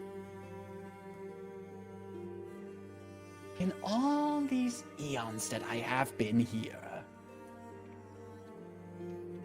I have not received many guests. The only company I had was myself. And I don't know how you feel about talking with yourself, but I find it, after a while, it loses some of its charm. But I seek to be no longer here. Long, long ago, there were some of the flesh who thought it wise to put me here. Long, long ago, there were some of the flesh who were scared of me. You people are not easily scared, are you? No, but we tend to be easily impatient.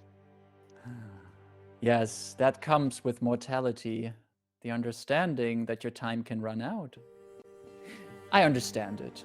I can't relate to it, but I understand it.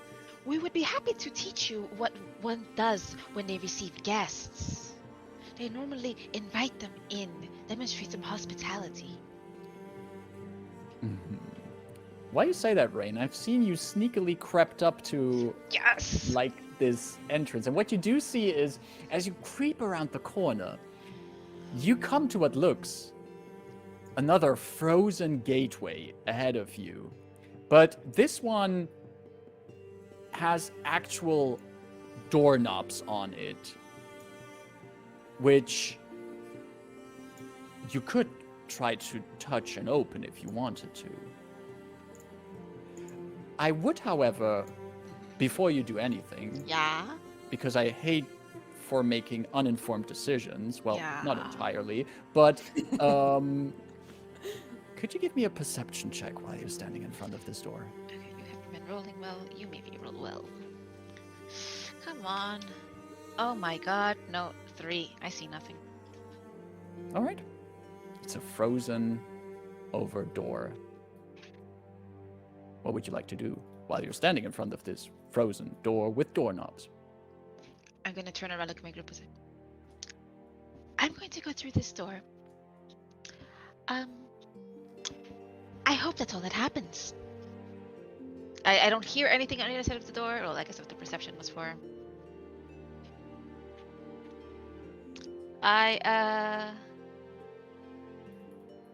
I hold Shocking Grasp in case something is hostile. It's yeah, it's a cantrip. That is a cantrip, Shocking Grasp. Lightning springs from my hand to deliver a shock to a creature you touch, and I have advantage on the attack if the target is wearing armor made of metal. If I open this door and something is hostile to me, I will release a Shocking Grasp. So I'm going to, with my hand just starting to crackle with a bit of energy, grab the knob and see if it's push or pull and make whatever motion I can. I'd like I have to direct my face Yes, Rebus? to the eye and just comment as Rain is getting ready to open the door. Funny how somebody so eager to have visitors keeps putting barriers on their way. Perhaps it's better we leave while we're safe. I look at Delphine and Typhoon, just... Oh, no. Do not see them as barriers. They are little moments of respite, of a chance of entertainment on the way. And so far, you have provided great entertainment. And oh, keep your eyes open. There's some new entertainment incoming. And as you hear the voice say that, the eye vanishes in the ledge. Rain, you're keeping Shocking Grasp ready as you touch the door. Yep. And as you push it open, you notice, like, you know ice is cold, right? But ice shouldn't have a gelatinous substance. Ice shouldn't be gooey when you touch it. And as you do, you notice that there's this sticky goo on your fingers. And while your Shocking Grasp scatters through that, you see over the entire surface of this door the outline of a gray-blue ooze covering the door that is now being electrocuted by your Shocking Grasp. Okay. So you can roll damage for that. I will roll. So is it? It says to roll a melee spell attack. Should I roll, or this is a hint? This is. I'll give you this hit. That's the least I can do Okay. when I let you touch a gelatinous cube. And 1d8 lightning damage. 7. That's nice. Woo. And it can't take reactions until the start of its next turn. Cool. Nice. However, in turn, as you touch it and shock it with that impressive amount of damage, you also feel the cold seeping into your hands. But to quote a certain popular movie, I feel like the cold never bothered you anyway.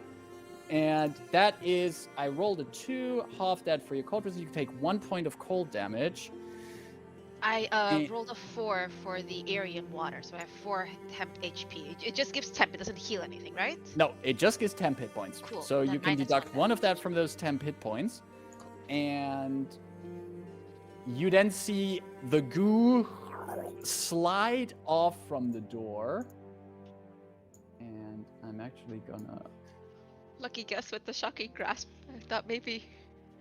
put that here. Oh, And I need all of you to roll initiative, please. Oh, I don't have time to walk away because it has no reactions, everyone. It has no reactions. It's Still not an enough extra time for turn. you to walk away, so Fair you enough, fair start enough. you start your turn right next to the goo. Wait a second, people. I need Rain, that's a 10 for you, right? Yes. How's that exhaustion, Delphine?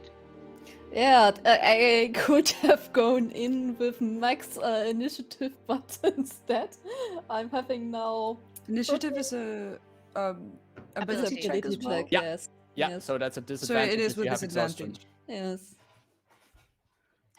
What did you get, Delphine? Decent. 13 instead of 24.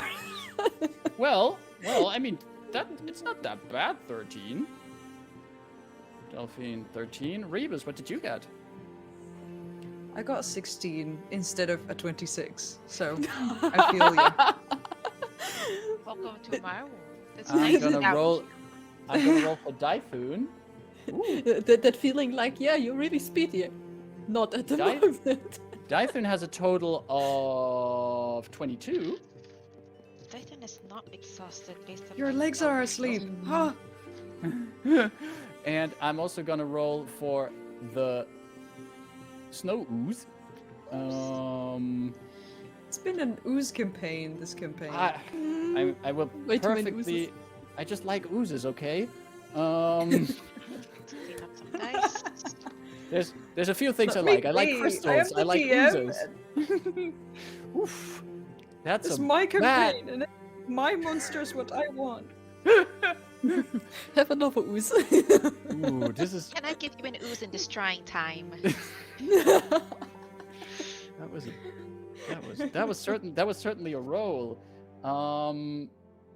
That does bring us to combat, and does start with Dythun, who has rolled the highest initiative.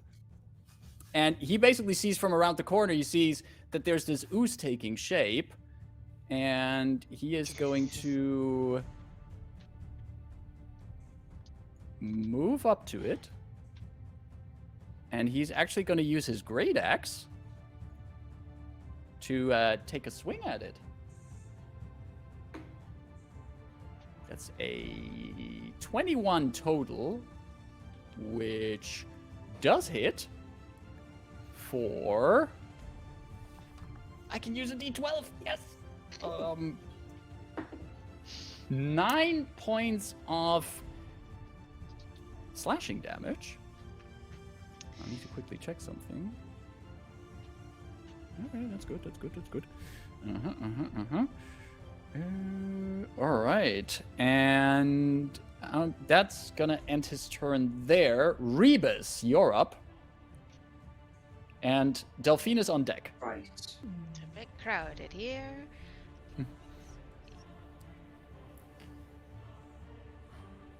Take out my glaive and engage my combat mode by raging.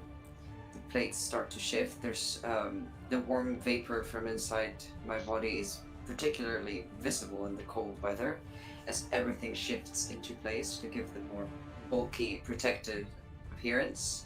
Mm-hmm.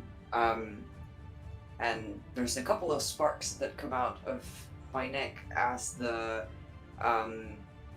visor, the small crystals that are still there retract a little, and it morphs into these strange mandible-looking jagged parts as my head opens way wider than it should.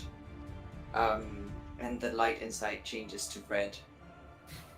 And I just run to the snow ooze and we'll try and hit it. Swing And away. give stupid good entertainment. With my glaive to start with. Is this a disadvantage thing? Not really, right? With, Nope. No, it's your ability checks at disadvantage with exhaustion, not your attack rolls, fortunately. I rolled really badly, so it's an 8. That does not hit, unfortunately. Yeah, my dice are not on my side. Your glaive does impact on the ooze, but its oozy, gelatinous surface just basically catches the impact of the blow, and you just see this rippling through it, but it does no damage. I just snap at it like an animal made of metal and wood. That's your turn? That brings us then to Delphine with Rain on deck. Okay, moving up here. Would it be possible to basically push that thing over the edge? Well, as we learned in a fight against a certain Remoras, you have things to push it with, but you could certainly try. Where do you need to stand to do that, though? Well, the pushes that I can do are only like 10 feet, so it would be, depending on the situation, still stand like at the edge, probably.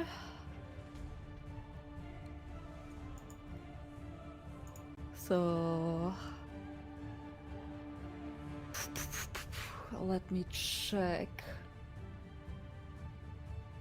Because I think right now we're giving it cover from Delphine's range. right? Yeah. Yeah, right now- exactly. So the problem is if I would use I'll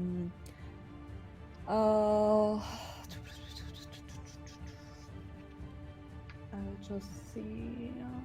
Yeah, if I would use gust of wind, I could try to push it 15 feet. But everyone who is in that range Yeah, would also be absolutely. pushed if they don't succeed the strength save. You do you. 60 feet Can long, also 10 move. feet. So if I would use 10 feet, then Dyphon and Drain would be in there. I hear a cat. Kitty, kitty, kitty. Kitty cat! Yes. Another thing I could do is Someone use their points. yeah, I could use that one channel divinity, but it's only pushed 10 feet when I hit with a weapon attack. What are you gonna do, What do you do? Delphine? You have so many choices, but only Wait. one action. What are you gonna do? Yeah, this is shit.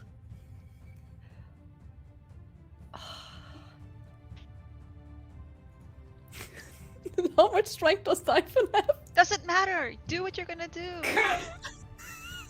I can't. I'm using We my cannot only... Kill a character whose player is not here right now. We also Yeah. cannot. We cannot. We also No. cannot be here debating it 20 minutes. Yeah, exactly. Yeah, fuck it, risk it for the biscuit. I'm I'm in casting there too. I'm casting Gust of Wind and hope it does succeed. Strength save of 12. Gust of wind. Yes. That is certainly a spell. Yes. 60 feet long, 10 feet wide, so That Rain is and great, Dyphon need to make a strength save as well.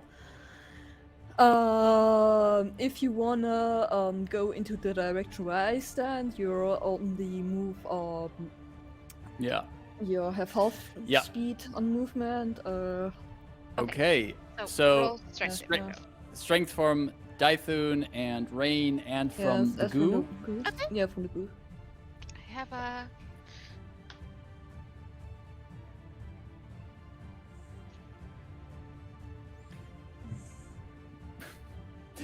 Before you tell us, Rain, I'm gonna roll for Dythun first for the strength saving throw.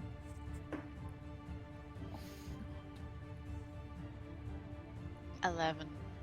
6 on the strength saving throw for Dythun. I'm gonna roll for the ooze now.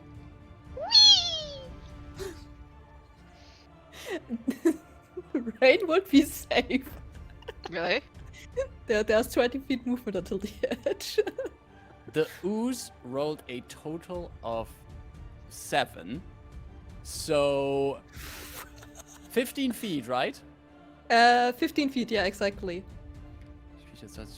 Well, for each creature that starts its turn in the line must succeed on a strength saving throw. So not when you cast the spell, but on the start of fuck its it. turn. So you can cast it now, the spell, but only Yeah, at the start okay, of the creature's okay. turn do they roll the saving throw. Okay. Okay, so that whole move was for nothing then. Yeah, that means it could also just succeed. So yeah, okay, it's okay. I'm just standing there. I'm fine. But you all feel this strong wind pushing against your backs. Is there anything else you would like to do on your turn, Delphine? No. Okay, that's concentration too, right? Yeah. it Yeah. is. Yeah, that's that's the concentration, concentration spell. Rain, it's your turn. You feel a gust of wind. That means that you need to make a strength saving throw. I will make a fresh strength saving throw. Yong. Oh, that's a good roll. That's 16 plus 2, 18. 18, that should succeed. Yeah, that succeeds. So you're standing there, but if you want to move towards Delphine, that's a bit harder to do. But what would you like to do? I am going to look at this snow ooze, pull my hand back that was kind of covered in this army slime.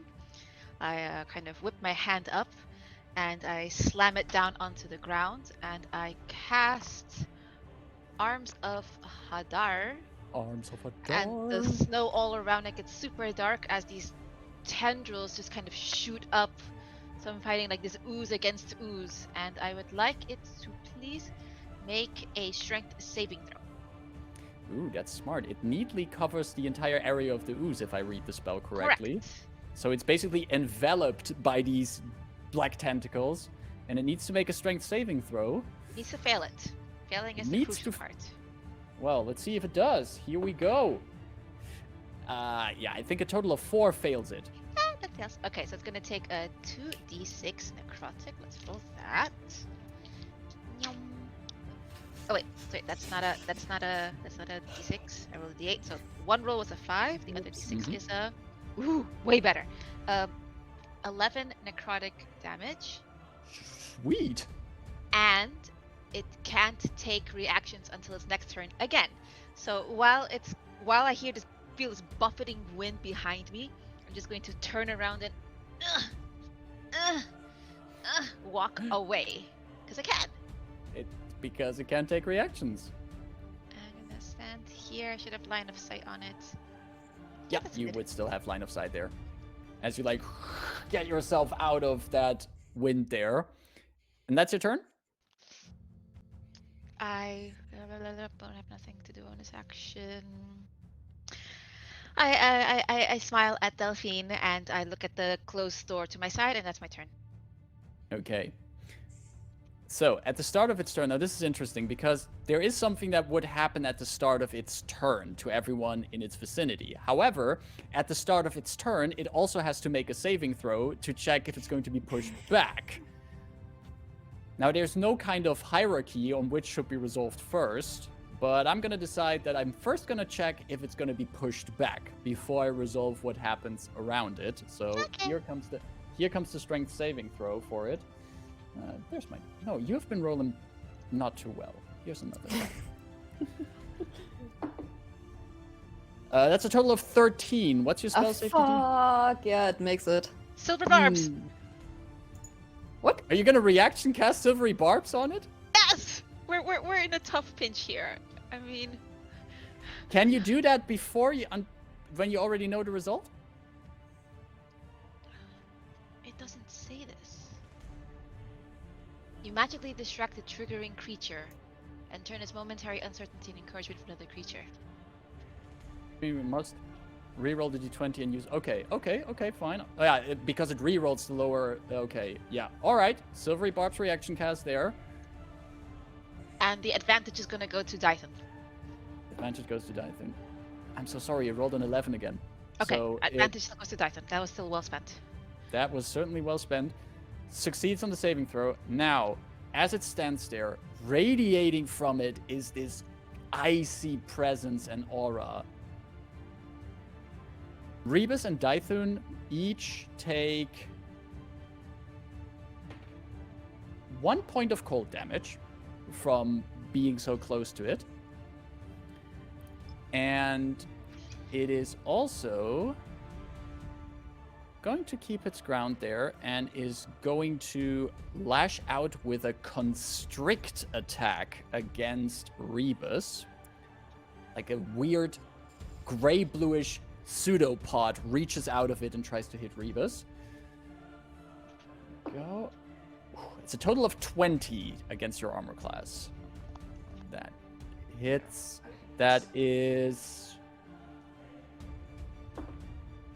5 points of bludgeoning damage, but you're raging, so that's halved to 2 points of bludgeoning damage.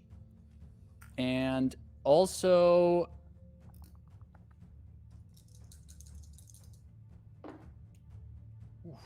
11 points of cold damage. And this pseudopod tentacle wraps around you, and you are now considered grappled by the creature as it like has a tight grip on you and holds you to it. That ends the creature's turn. Brings us to the top of the round of Dythun, who has to make his strength saving throw to see if he's getting pushed. With advantage. And he has advantage on it. That's very true. That's true. Smart there. It's almost as if we have some experience playing this game. You don't say. That was a 10 on one die, an 18 on the other, for a total of 22. Succeeds on the saving throw, as he's Move just... away from there. Hmm? As Rain yells to Dython. What does she yell? Sorry, I didn't hear that. Move away from there. Dython, like, looks quickly over his shoulder, and... Well, he's gonna take another swing with his great axe. I hope so. Woo! Natural 20! Nice! Double those dice. That is 2d12 on the damage roll. Nice. For a total of 8 damage. Well, Damage is 8 damage. damage is 8 damage. As he cleaves into that thing, and that ends his turn and brings us up to Rebus. I'll try to. Can I still attack it even if I'm grappled? Yes, you can still attack it, but while you're grappled, what basically means is that your speed becomes 0. And you would, if you want to get free of it, you will have to spend an action to try to break free. But while you're grappled, you can still attack it if you want to. Okay.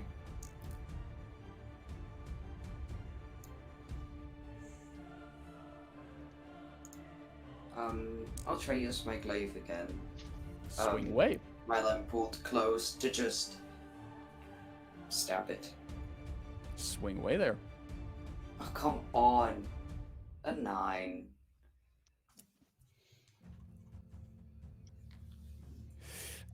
Actually, a 9, that just hits. It's a big, wobbly, still ooze, so... You're so kind, Mark. I am... It's in the stat block. Thank the stat block, not me. That's... I've been rolling literally 2s, 3s, and 4s. Like, this whole... Thank you. The thing you need for a session where you have low rolls, you need an ooze to fight.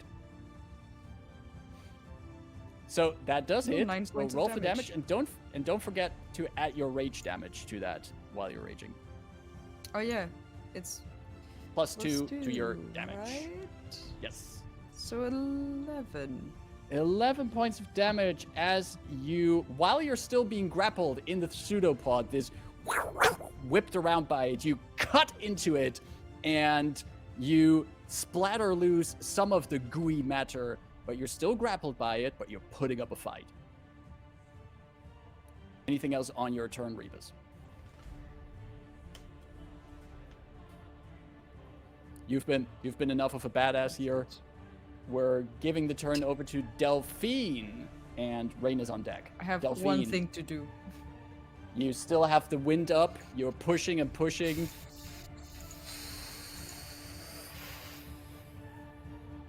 God damn it. Oh god. I will hold the spell. That's all what I do right now. Yeah, well, you can. It costs your bonus action to keep it going, I think.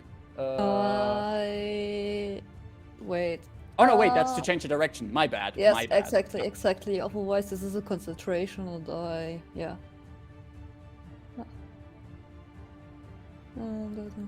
Yeah. Yeah, exactly. I will hold it.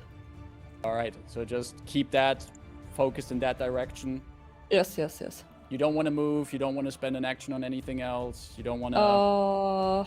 No. From experience with the other oozes that we had by now, piercing damage was not that much that took any on it, so... So you rather bet your bet on trying to blow it away than shoot it away. Gotcha. All right. Delphine keeps blowing us away, and that brings us to Rain. Very blown away by Delphine. And she's going to glare at the ooze, and her eyes will just flash from their gray color to this white icy color to cast Mind Sliver. So I would like it to please fail an intelligence saving throw. It's like you're ordering, like, I would like it to please fail an intelligence saving throw. Please. Intelligence saving throw. Yes. That's a total of 11. I failed that. So it's gonna That take fails it. 1d6 psychic damage. So let's roll Mhm. that. Up. That's a 6. And it will subtract a d4 from the next saving throw it makes. Gee, I wonder who's next. What it has to make a saving throw for next turn. All right. So you cast into whatever kind of mind resides in the bubbly goo. You cast that mind sliver into it. You see it shaking from the inside. This from the inside as it is shocked by the sliver. Anything else on your turn, Rain? I'm going to yell again. Nimbus, are you here? Here. Just echoing. And that's my turn. That does bring us to a certain ooze who is going to make a saving throw against being pushed back by Gust with a minus d4 to it. I'm so happy it failed it. I'm not going to tell you the d20 yet, but I'm going to first roll the d4 and then give you the total. So, I rolled a 3 on the d20. And I rolled a 3 on the d4. So, I guess you can... It's 10 feet back, right? It's going to be pushed 10 feet back. 15. With the 15. gust of wind, it's 15 feet. Let me double check something in the stat block.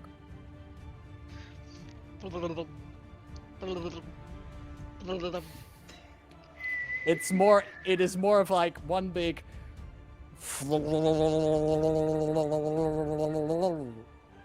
And then- it's being pushed over the edge of the plateau. And the last thing you Rebus, however, is still grappled by it. So Fuck. Okay. Reaction. I choose Featherfall. you can cast choose the Featherfall on creature. Rebus? Yes, and this should give us enough time to hopefully run over and throw some ropes down because Rebus is Which- falling slowly. Yes, because now as Rebus is still you see the cube falling off, Rebus being pulled behind it. And as we get to the top of initiative, this initiative order gets more about trying to get Rebus out of the situation now, who has Featherfall cast on them. But that brings us to the top to Dythun. Oh god, what can Dythun do to help Oh, so here? I don't get to cast Featherfall because it's a reaction. Yeah, that's a reaction. You cast Featherfall on her as a reaction. On them. You're on them as a reaction. And Okay, so you it's can then that would because the ooze's turn is over now, because it's not gonna do much while it's falling. And you cast Featherfall on Rebus. Yeah, And Fuck. at least Rebus is gonna have a slow fall, but I think we can still find out to see if you can help Rebus, and we're getting at the top of the next round. Dythun. Crap baskets. Totally have ropes. You have ropes, so Dythun is gonna More than enough ropes. run over to the edge here, and he's just gonna spend his action to throw out a rope, because you guys, after everything you've been through, you have ropes with you. There is, and you throw the rope out. Dythun throws it out. Rebus, could you give me an athletics or acrobatics check to see if you can catch the rope? They're raging, so they get advantage on that, right? You get advantage on your athletics checks because you're raging, yeah. Which means it's a straight check. It's a straight roll then, exactly, because you're still exhausted. Oh, come on. What was this? 10. Throws it out, and you just miss the rope, and it dangles next to you, and that's just like, and he's actually, wait. Just give me my turn, man. I'm a capable, functioning Warforged. I can do things. Yeah, well, if you put it like that, Dythun ends his turn just going like, at the edge, and that brings us to your turn, Rebus.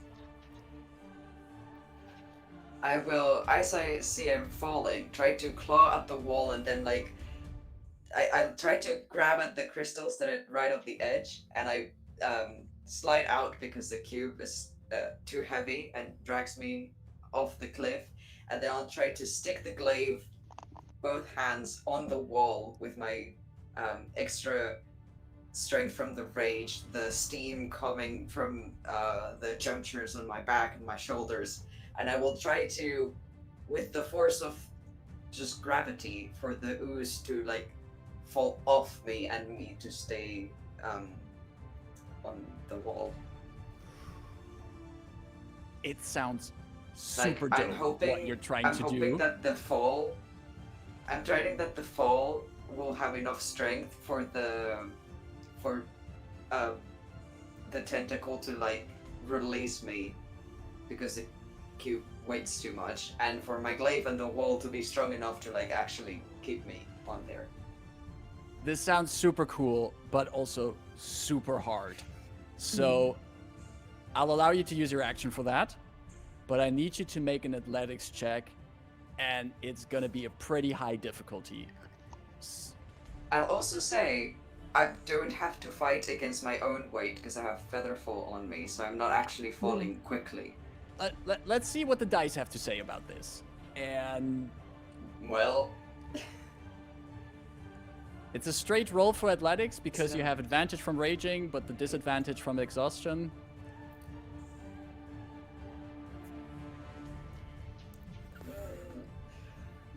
it's a 14.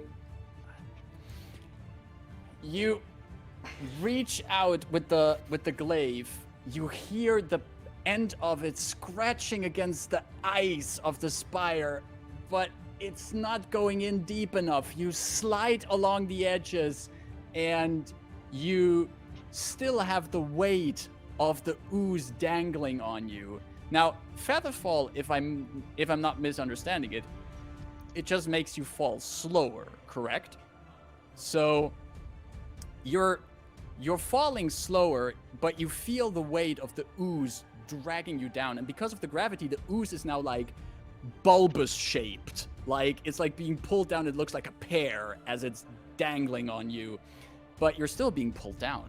You're falling slower, but you're not secure yet. Still on your way down.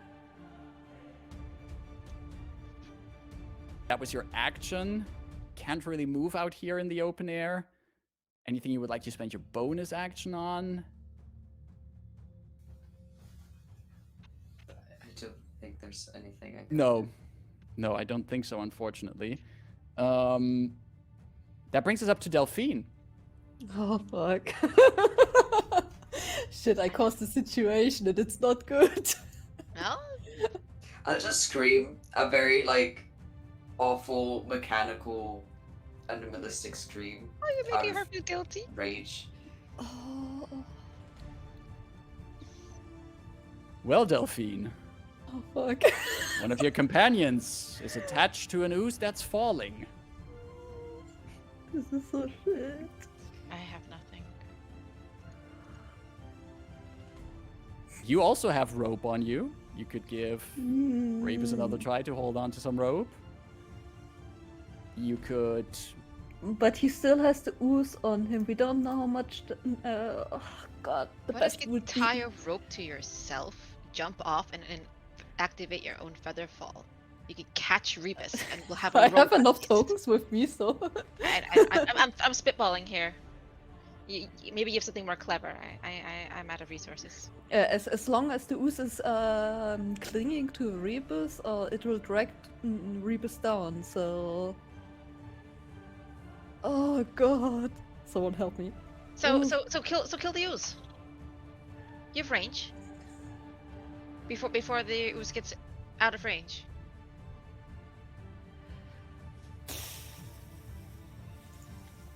Is there anything you can still do with your spell? It's still up technically. Want to change the angle it's blowing? Want to... Yeah, because it's 60 No. feet long, yeah. Oh, Yeah, but I would need to move. And well, let's see what. I wouldn't make it to this point because I only have 15 feet movement. Yeah, you can't really make it to the edge unless you're gonna dash, and that's your action Exactly. then. Exactly. Okay. Oh god, please, Rebus needs to hold on to that shit a while. So, okay, I'm taking the rope and like wait, this is 15. I would just came here and basically make the head jump like with the rope. Like downwards, and that's all that I can do. So just after Rebus, because I So can't, because I would need to use my action to dash. Dash, yeah. And exactly, and could I as a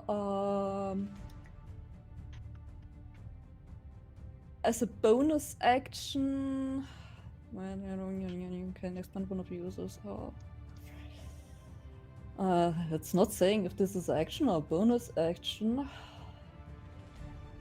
But I would like to use my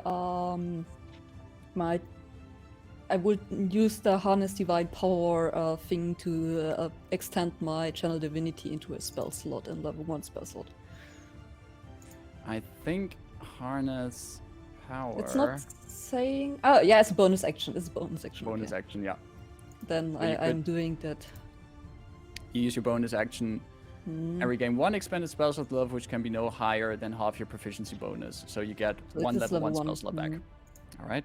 Do you still keep Gust of Wind up? No, I'm. You drop Gust of Wind. Yes. Okay, Exactly. good. Just wanted to have that to be clear because that could add complications at your current position. Yeah. No. Um, No. This will. Gotcha. That's your turn? Yeah, that's the turn. Rain. What would you like to do? Okay, let's get a little bit eliminated. Oh, sorry, I was there, right? 1, 2, 3, 4, 5. My movement is 30. 6. By the way, I don't think I have rope. Oh, I have rope. I'll have rope. You all have rope. No, You, because I just remembered that I gave the extra rope to you dive. never leave the house without it. It's, Oh, You She came- just has a good decoration that Rebus made for her as part of her dress now. Oh. This is like a 50 feet long rope. I can't do anything except I'm going to shoot another Mind Sliver at it. Intelligence saving throw at the ooze who is falling. You know, it's scared, it's disoriented.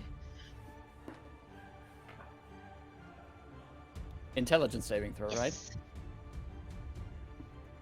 It's a total of 13. Makes it. My DC is 13. Nothing happens. And I yell out. Don't worry, Rebus. I see rope on Delphine, right? I could have used my action to shove her off. I had it with me. Let's say it like that. So basically, you see just Rain leaning over the edge, trying to fling spells and missing the giant ooze. And she's going to yell, I thought you liked them. Your favorite guest is leaving now. That's your turn. That's my turn. Brings us to the ooze's turn, who is falling, and who does not have feather fall on them. But the ooze also does not like to be pulled down by gravity. Certain velocities are also deadly to jellies. And pretty much like it covered this door that Rain touched, the ooze is now trying to put its mass against the side of the spire, trying to attach itself against that as one big tapestry of gooey goodness. But if it succeeds in that, it also has to make an athletics check to see if that's going to work, especially while it's falling.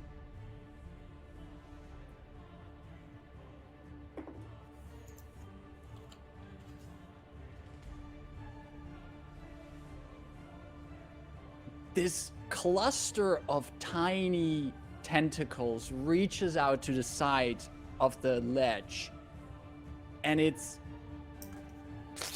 sticking itself against the ledge. Now this cubic form is completely replaced by just one big blanket of jelly, with one pseudopod still out of it, completely wrapped around Rebus. The creature is just now attached to the side of the tower. And that's all it does this turn in self-preservation. Which leads us back to the top of the round with Daisun, who's still there with the rope, sees Rebus there. And he's just like, I guess 2 times the charm. And he's going to throw the rope again. Rebus, if you want to try to catch it, you can give me an athletics check for that. I will attempt. Much better. 21. You grab onto the rope. Dythun leans in against it and has you tightly secured on the rope. You're no longer in danger of falling, but you are still grappled by the ooze, which leads us to your turn. I will, in my rage, just, I guess the pseudopod is like around me, and I will just bite down on it with my strange mandibles. Make an attack roll to bite down on some icy jello. Maybe that will let me go. 23. That certainly hits. That is, whoa, 11 points of damage. I don't know if I get any extras. Well, you get your rage. Well, if you're still raging, you get your rage damage for that. Yeah, it's still melee. So 13 points. 13 total. Right? You chomp down on it, tasting the cold, wet goo it's made of. The grip is not yet loose. You feel it weaken, but it's not yet loose. You have the rope in one hand, you have the pseudopod around you, but you're not free yet.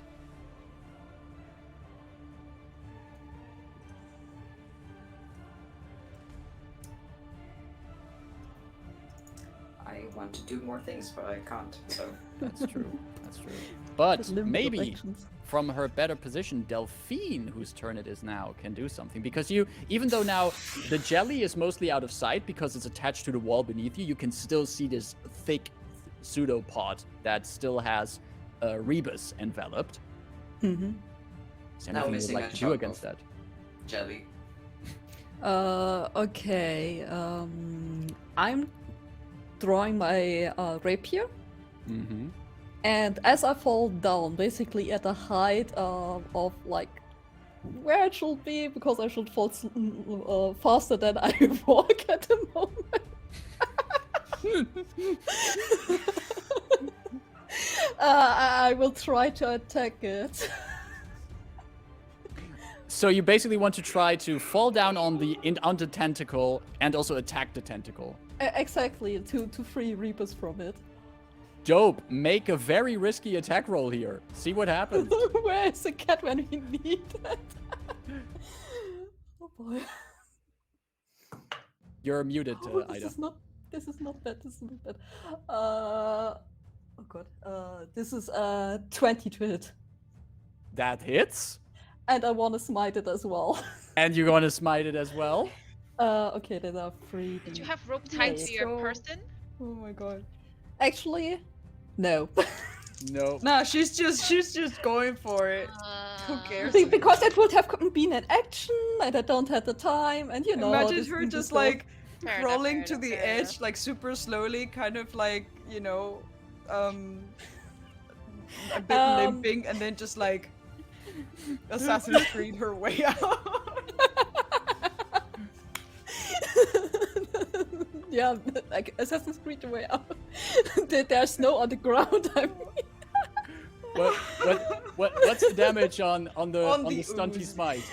Oh well. Okay, wait. These are 22 points of damage in total. That's awesome. Does it help to get Rebus free? It's an action for Rebus to fight the grapple, right? Just Yeah. reminding myself. Okay. Yeah. Yeah. Delphine, how would you like to do this? Oh gosh! Fallingly. Fallingly.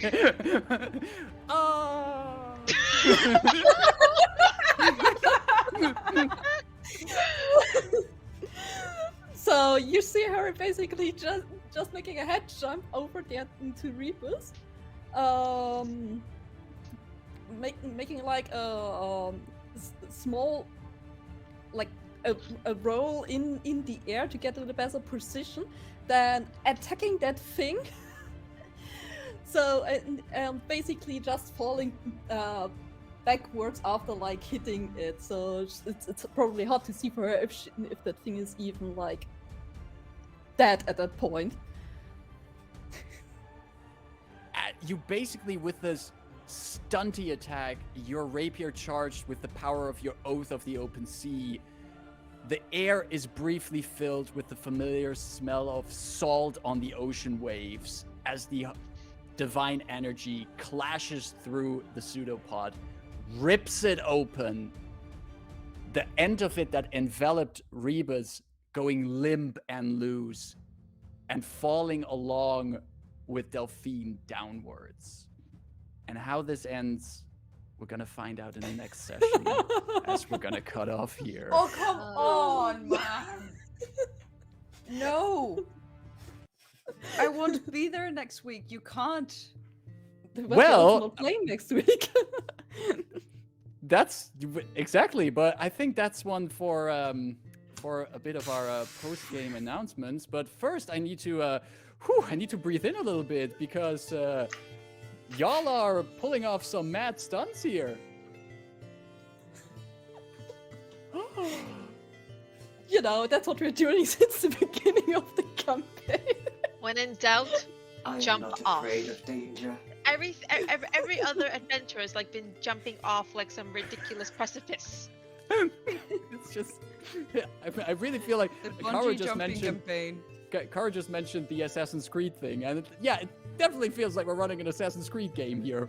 Is that Oh. I just party missed the name for hate. jumpers. Well, oh boy, this certainly was a session. Thanks all of you for making it really fun here and leaving us on this interesting cliffhanger, cliff faller. We're gonna find out what this is. But if there's anyone in chat, and first, once again, everyone in chat, thank you very much for chiming in and commenting on the action. This was fun to also see the chat scroll by. If anyone is like, gee, I can't wait for next week to see how this continues, I'm unfortunately have a little bit of bad news, because next week we're not going to have a session of Convergence Manifesto, as we have half of the party unavailable next week for the session. But we will be back with Convergence Manifesto the week after that.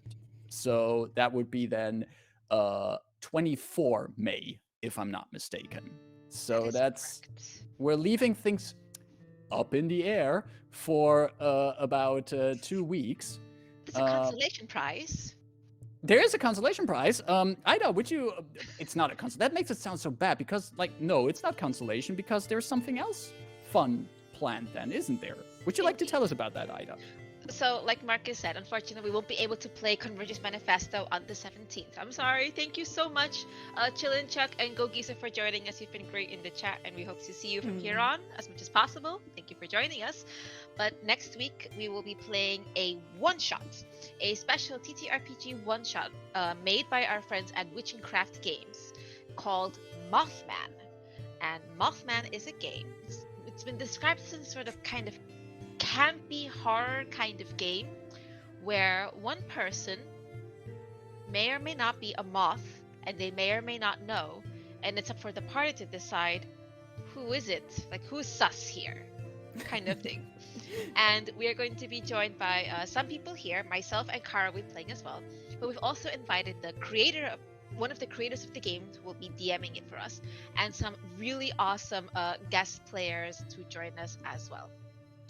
On top of my head, it so will be. jealous.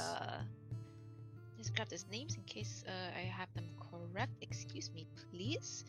We are going to have Angela, aka Phoenix24Femme, and Zeke, aka Zeke Stewart, joining us to play this one shot. And it'll be same time, Tuesday at 8 o'clock Central European Time, 2 p.m. Eastern Time. Exactly.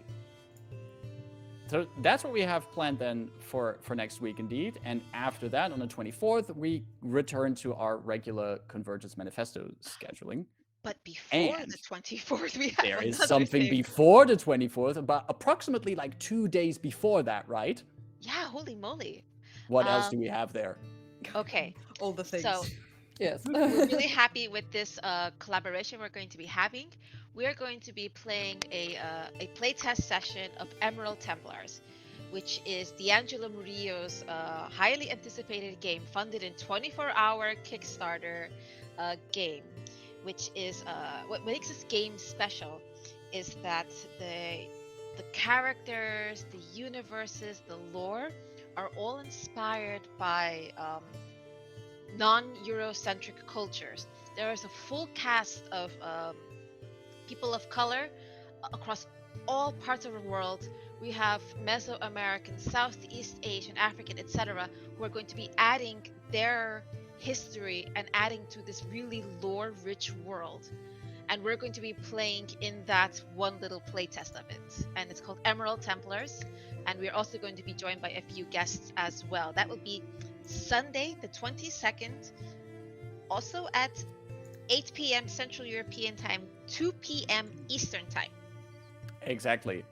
And if you want to, if you really want to make sure that you don't miss these one-shots, really make sure to follow us on our socials, where we will also share more information about it. We're going to have some posts up on that.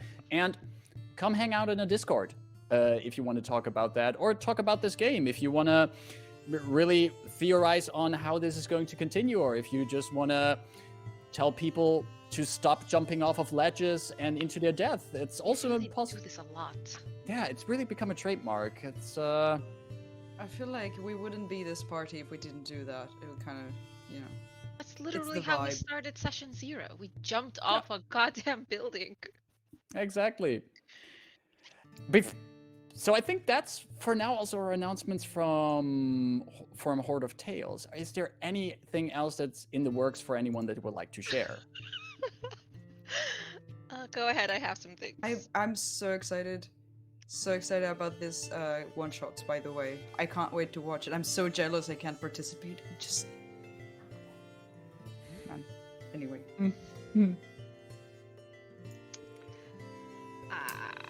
Let's see what's happening. Okay, on May 28th and 29th. Well, Marcus, you're doing something on the 29th.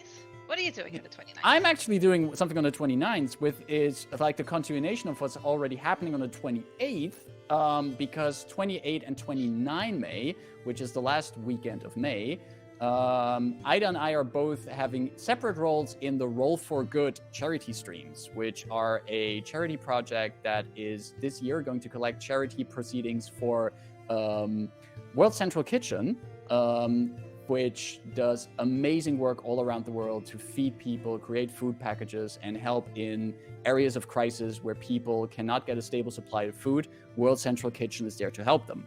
And Roll for Good is a weekend-long games in which various people and amazing game masters will play a lot of different games to collect charity for World Central Kitchen. Ida will be an MC that weekend, so she's going to make sure that the MCing is done well and that everything goes nicely from stream to stream. And I will be a player, so I will not be on the GM seat, but I will be in a player seat in one of the games for a Corky Ferry steeplechase, which sounds absolutely amazing, it is so far out of my typical kind of games I will play. I look so much forward to it. But also tune in for games like there's going to be a game of D&D, but there's also going to be a game of Fiasco, for example, which is run by a GM who is extremely enthusiastic about Fiasco. And Fiasco, I'm just going to point it out here. If you like chaotic groups to watch, you should watch people play Fiasco, because the entire premise of that game is to create problematic situations and have overambitious people completely mess up the situation. It is fantastic. So Roll for Good, you can join us. You can find them on their socials on Roll for Good. I see Ida's already put that in chat. Thank you very much. So that will be the weekend of 28 and 29 May. But I feel that Ida still has something left in her pistol of announcements, don't you? I have every weekend in May booked. This is insane. I'm going to be double dipping Who are here. you? On May 28th, I will be playing in a limited campaign of a TTRPG called Nahual. And Nahual is a Mexican-based urban fantasy game with an all-Latin cast. And I am super excited. And that is going to be with the amazing community at TTRPG. Let's see if I get their name right. And that is TTRPG. Woo. Yeah. And that is going to be starting the 28th and several weekends further in June. But on the 29th, I will be emceeing for Fairy Corgi Steeplechase as well. I'm going to be your MC for all of Sunday. So you'll see me there with Marcus, watching Philippa's game. There's going to be Call of Cthulhu that day. There's going to be Mecha Hack. Basically, play your Gundam fantasies in game, and that just sounds amazing. And it's also going to be Sunday as well. I think we just described that Roll for Good stream. It's going to be this smorgasbord of all different flavors of TTRPGs. So if you just want to see a wide variety and also support a great charity, make sure you join. Yep, it's going to be over 2 days. Go ahead. This weekend or next weekend? 28th, 29th of May. Yeah. All right. In 2 weeks. It's going to be the schedule is going to be coming out on Twitter as well. Yeah. We have people from all over the world joining. It's a European community, but we have people in North America joining. We have Desis joining. I mean, it's an international effort here. So, all right. I can't wait to watch it. So excited. I think that's all the announcements we have for now then. Serial. Just wanted to let everybody know there's still 6 days left on the Kickstarter for Decaying Orbit, the game that I helped make. I made some art for it. Really, the Kickstarter is for Little Box Journeys, which is a collection of 4 different card games. They're all really fun, RPG related. Check it out if you want a cool card game and, to support an indie project that is really, really fun. They have descriptions of each game and they're all really worth it. And I personally like Decaying Orbit because I worked on it, but also because you play as an AI. And as you can tell, I like playing robots. So, yeah, I don't know. Give it a look. There's 6 days to go, so still have time to pledge. Exactly. Great project. Great art, cool games. Give it a look and help kickstart it. All right, then. Well, adventurous. It's been an adventure. I think it's time for us to leave the Icy Spire and get something warm and cozy. I would like to thank all of you for joining once again today, for playing here. Thank you again for making this fun again. I would like to thank everyone who's been joining, even if you're, no matter if you're lurking or chatting, thanks for coming by, dropping by, watching us play. I hope you had fun, and I hope to see all of you soon again here on Horde of Tales. Take care, have a good day, and bye-bye! Bye! Bye-bye! Bye, Nancy.